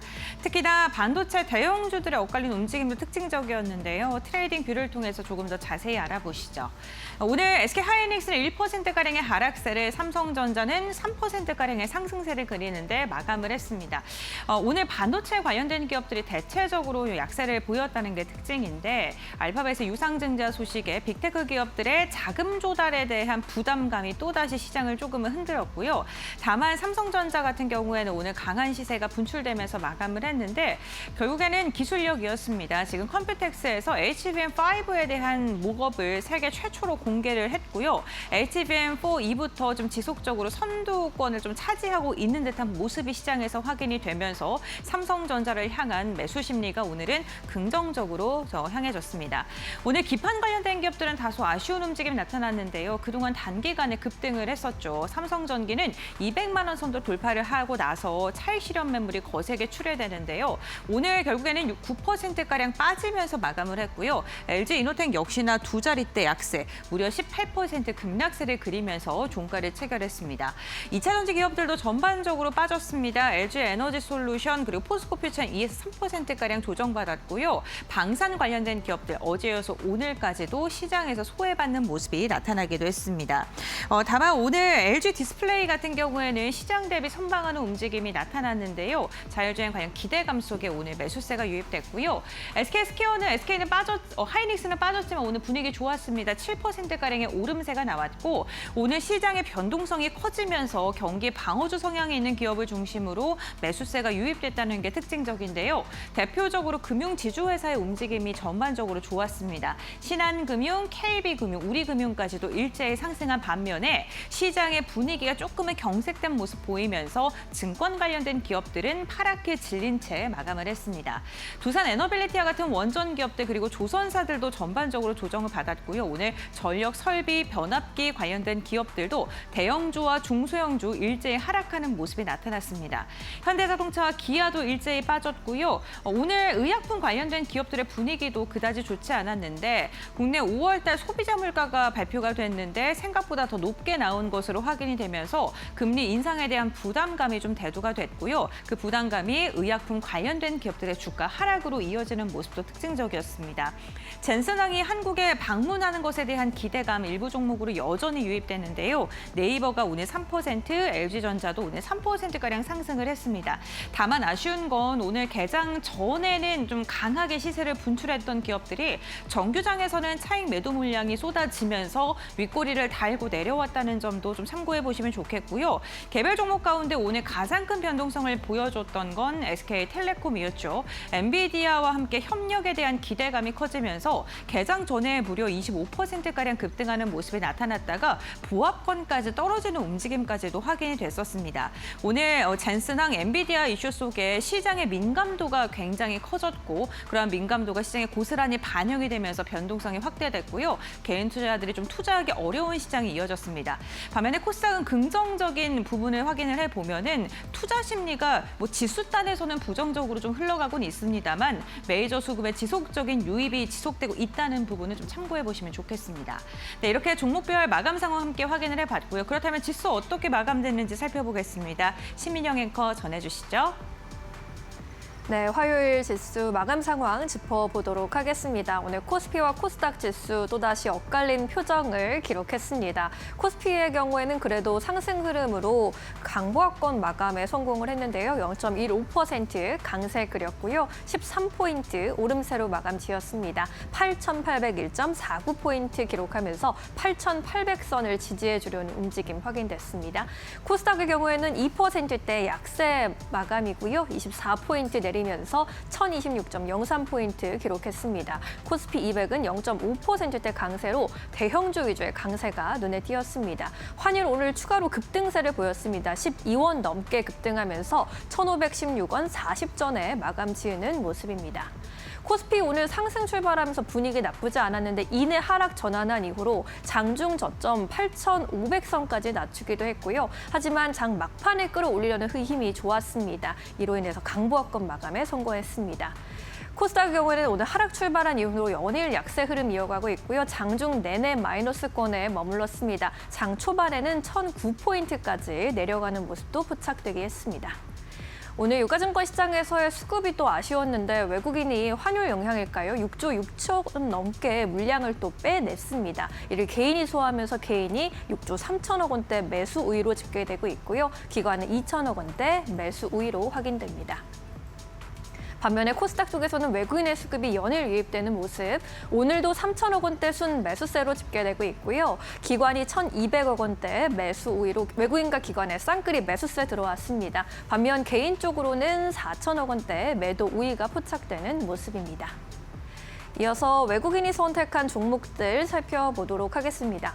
오늘 삼성전기 주가 급락 전환하는 모습이었는데 외국인의 순 매수세는 이어지는 흐름이었습니다. 반면에 SK스퀘어의 흐름이 돋보였죠. 오늘도 장중에 사상 최고가를 갈아치우는 흐름이었고요. 외국인의 대량 매수세도 이틀 연속 유입이 됐습니다.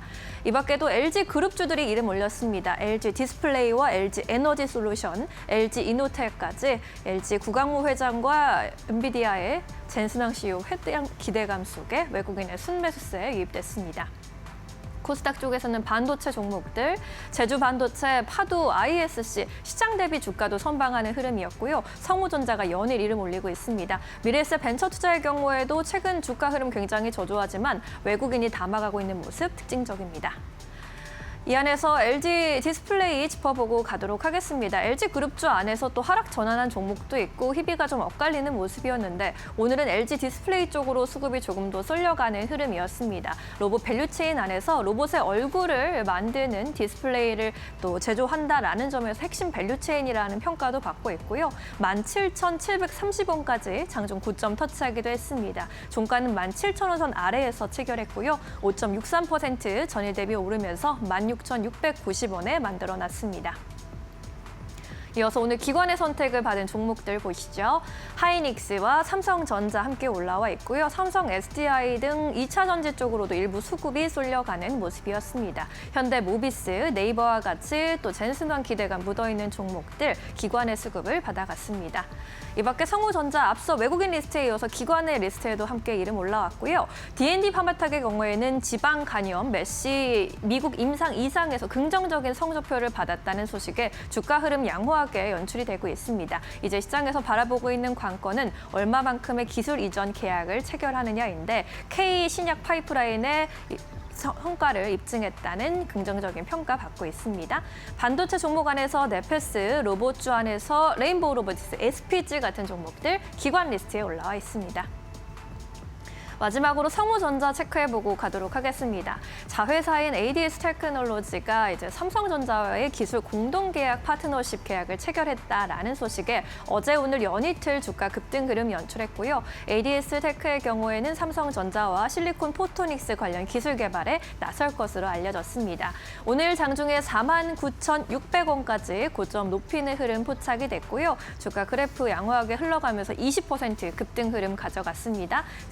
47,500원에 종가 체결했습니다. 오늘도 수급이 쏠린 종목들 위주로 점검해 봤고요. 오늘 시장 정리하면서 또 기억해야 할 포인트들 고은별 앵커와 함께 만나보시죠. 파이널 포인트 세 가지 알아보도록 하겠습니다. 먼저 첫 번째는 오늘 큰 변동성을 보여줬던 국내 증시입니다. 우리나라의 증시 시가총액이 5조 달러를 넘어서면서 인도를 제치고 세계 6위까지 올라서는 데 성공을 했습니다. 인도는 4조 8천억 달러 정도라고 하는데요.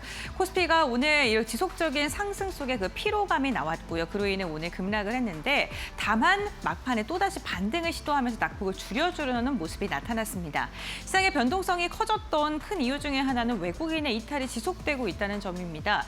외국인이 코스피에서 무려 18거래일 연속 이탈하고 있고 오늘도 6조가 넘는 물량을 토해내고 있다는 점 부담스러운데요. 원달러 환율이 1,516원 선에서 마감했던 만큼 환율에 대한 부담감은 외국인의 이탈로 이어지고 있습니다. 특히나 기판과 AI 관련된 기업들 단기 급등했던 만큼 차익 실현 물량 거세게 나오고 있고요. 어제 반짝 반등했던 전선 관련된 기업들이 오늘은 또다시 급락세가 나오면서 AI 기술주를 중심으로 매도세가 거세게 출회가 됐습니다. 두 번째 포인트 함께 확인을 해보겠습니다. 두 번째는 로봇입니다. 그래도 여전히 로봇 관련된 모멘텀은 오늘까지 좀 살아있는 듯한 모습입니다. 다가오는 5일날 젠슨왕 엔비디아 CEO가 한국에 방문을 하는데 이를 앞두고 어제 한국에 대해서 로보틱스의 투자 검토와 관련된 발언을 했고요. 로봇 관련된 모멘텀이 오늘까지 이어지는 듯한 모습이었습니다. 특히나 SK텔레콤에 대해서는 피지컬 AI 협력사로서의 언급이 나온 것으로 확인이 되면서 오늘 프리마켓에서 25% 급등세가 나오기도 했었는데요. 로봇 모멘텀은 이제는 AI 인프라 확장에 대한 기대감 속에 피지컬 AI 관련주로서 주도주에 부각된 모습이 연일 나타나고 있습니다. 세 번째 포인트입니다. 시장의 변동성이 커지면서 오늘 안전자산인 소비 관련된 기업들 그리고 방어주로서의 매수세가 쏠렸던 하루이기도 합니다. 특히나 백화점은 하반기에 강세가 지속될 것이다라는 증권가의 분석이 더해지고 있는데요. 내수 소비에다가 인바우드 소비까지 성장을 하면서 외국인의 매출 기여도가 더 커질 것이라는 분석이 나왔습니다. 여기에다가 편의점은 이제는 양적 성장에서 질적 성장으로 넘어가는 만큼 마진에 대한 스프레드가 더 좋아질 것이다라는 분석도 함께 더해지면서 오늘 백화점 그리고 편의점 관련된 기업들의 주가가 긍정적인 방향성이 나타났는데요. 지수의 변동성이 커지면서 방어주로 이동이 됐는데 소비주뿐만 아니라 금융 그리고 보험 관련된 기업들까지도 오늘은 매수세가 강하게 유입됐다는 점도 참고해 보시죠.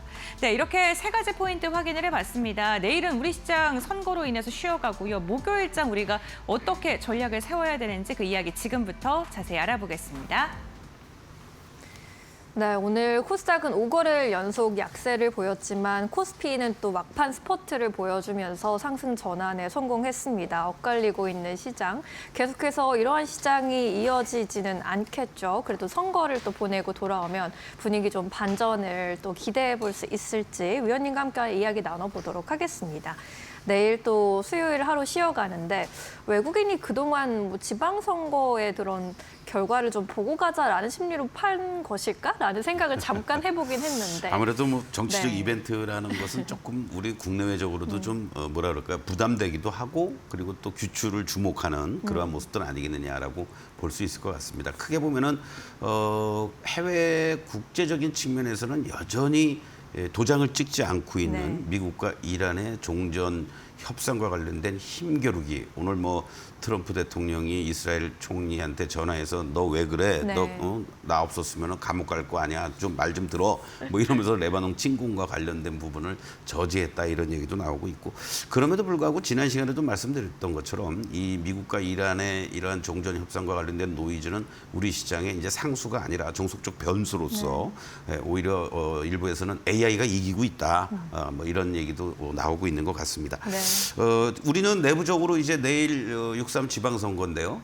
뭐 일부에서는 이런 얘기도 있었죠. 지방선거 전까지는 여당에게 유리하기 위해서 시장을 떠받칠 거다. 네. 그 이후에는 뭐 어떻게 될지 모른다 이런 얘기가 있는데 오히려 이런 불확실성 하나가 제거가 됨으로 해서 또 정부에서도 증시 활성화 대책이라든가 특히 이제 코스닥 시장 활성화 대책과 관련된 이러한 부분들이 조금은 더 워낙 시장이 지금 코스닥이 위축돼 있으니까 네. 빠르게 어떠한 발표를 할 가능성도 있지 않겠느냐. 거기에 이제 우리 또 전기차 캐즘이 어느 정도 개선이 되면서 한국판 IRA 법안과 관련된 얘기들도 계속 나오고 있습니다. 그래서 그런 어떤 정책적인 변화도 우리가 주목해 볼 필요가 있다라고 말씀을 드리겠고 무엇보다도 이제 주말에 젠슨항 방한과 관련돼서 아까도 말씀드렸던 것처럼 이 기업들과의 회동을 앞두고 어떠한 얘기들이 오가고 그 뒷이야기 이야기들이 나오는지 이런 부분도 우리가 주목해 볼 필요가 있지 않겠느냐라고 말씀을 드릴 수가 있습니다.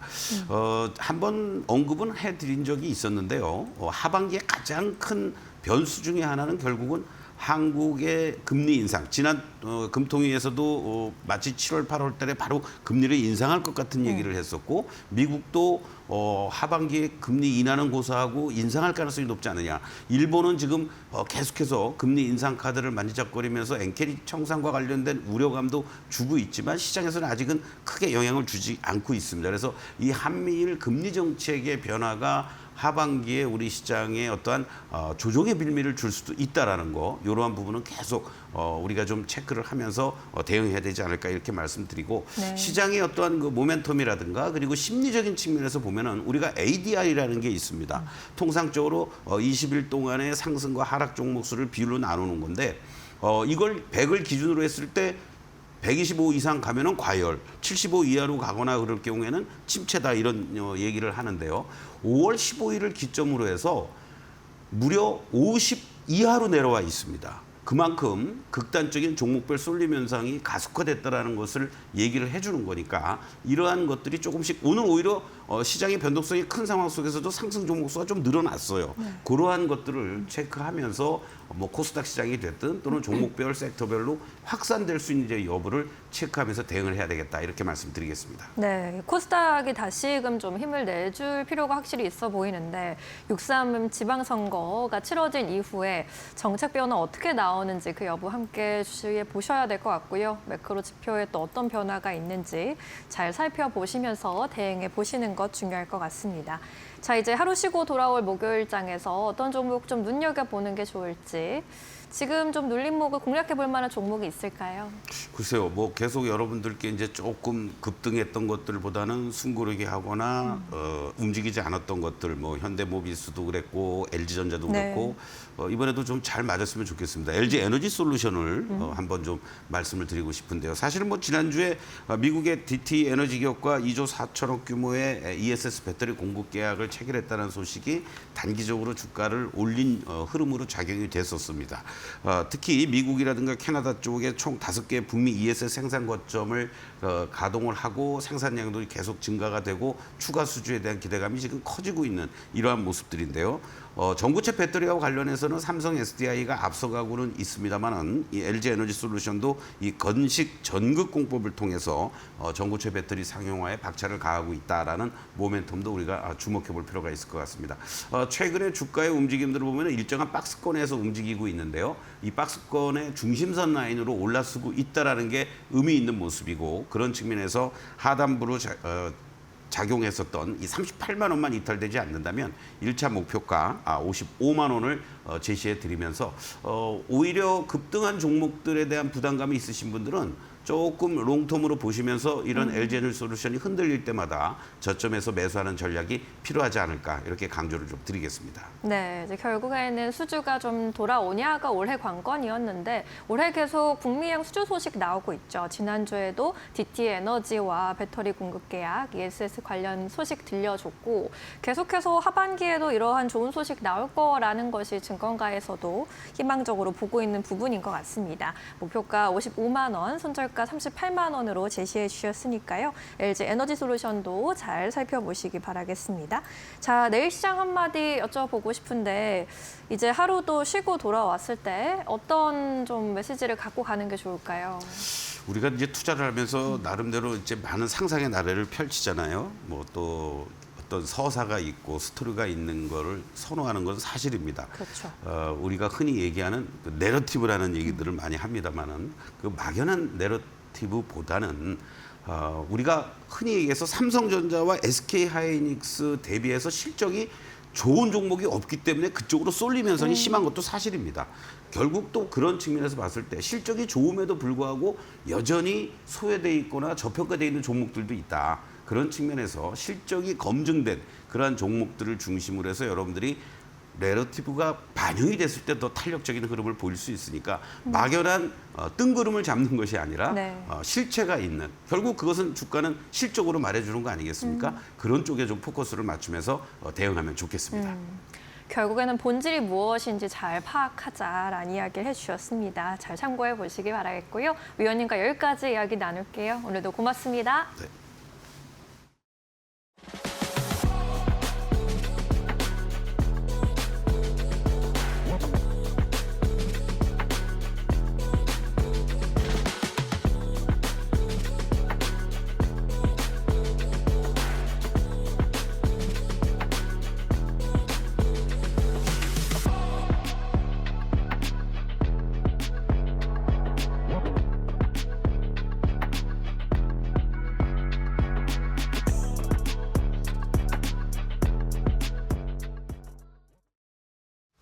오늘 저희가 준비한 소식은 여기까지입니다. 저희는 목요일 오후 2시에 더 좋은 투자 정보와 함께 찾아뵙겠습니다. 시청해주신 여러분 고맙습니다.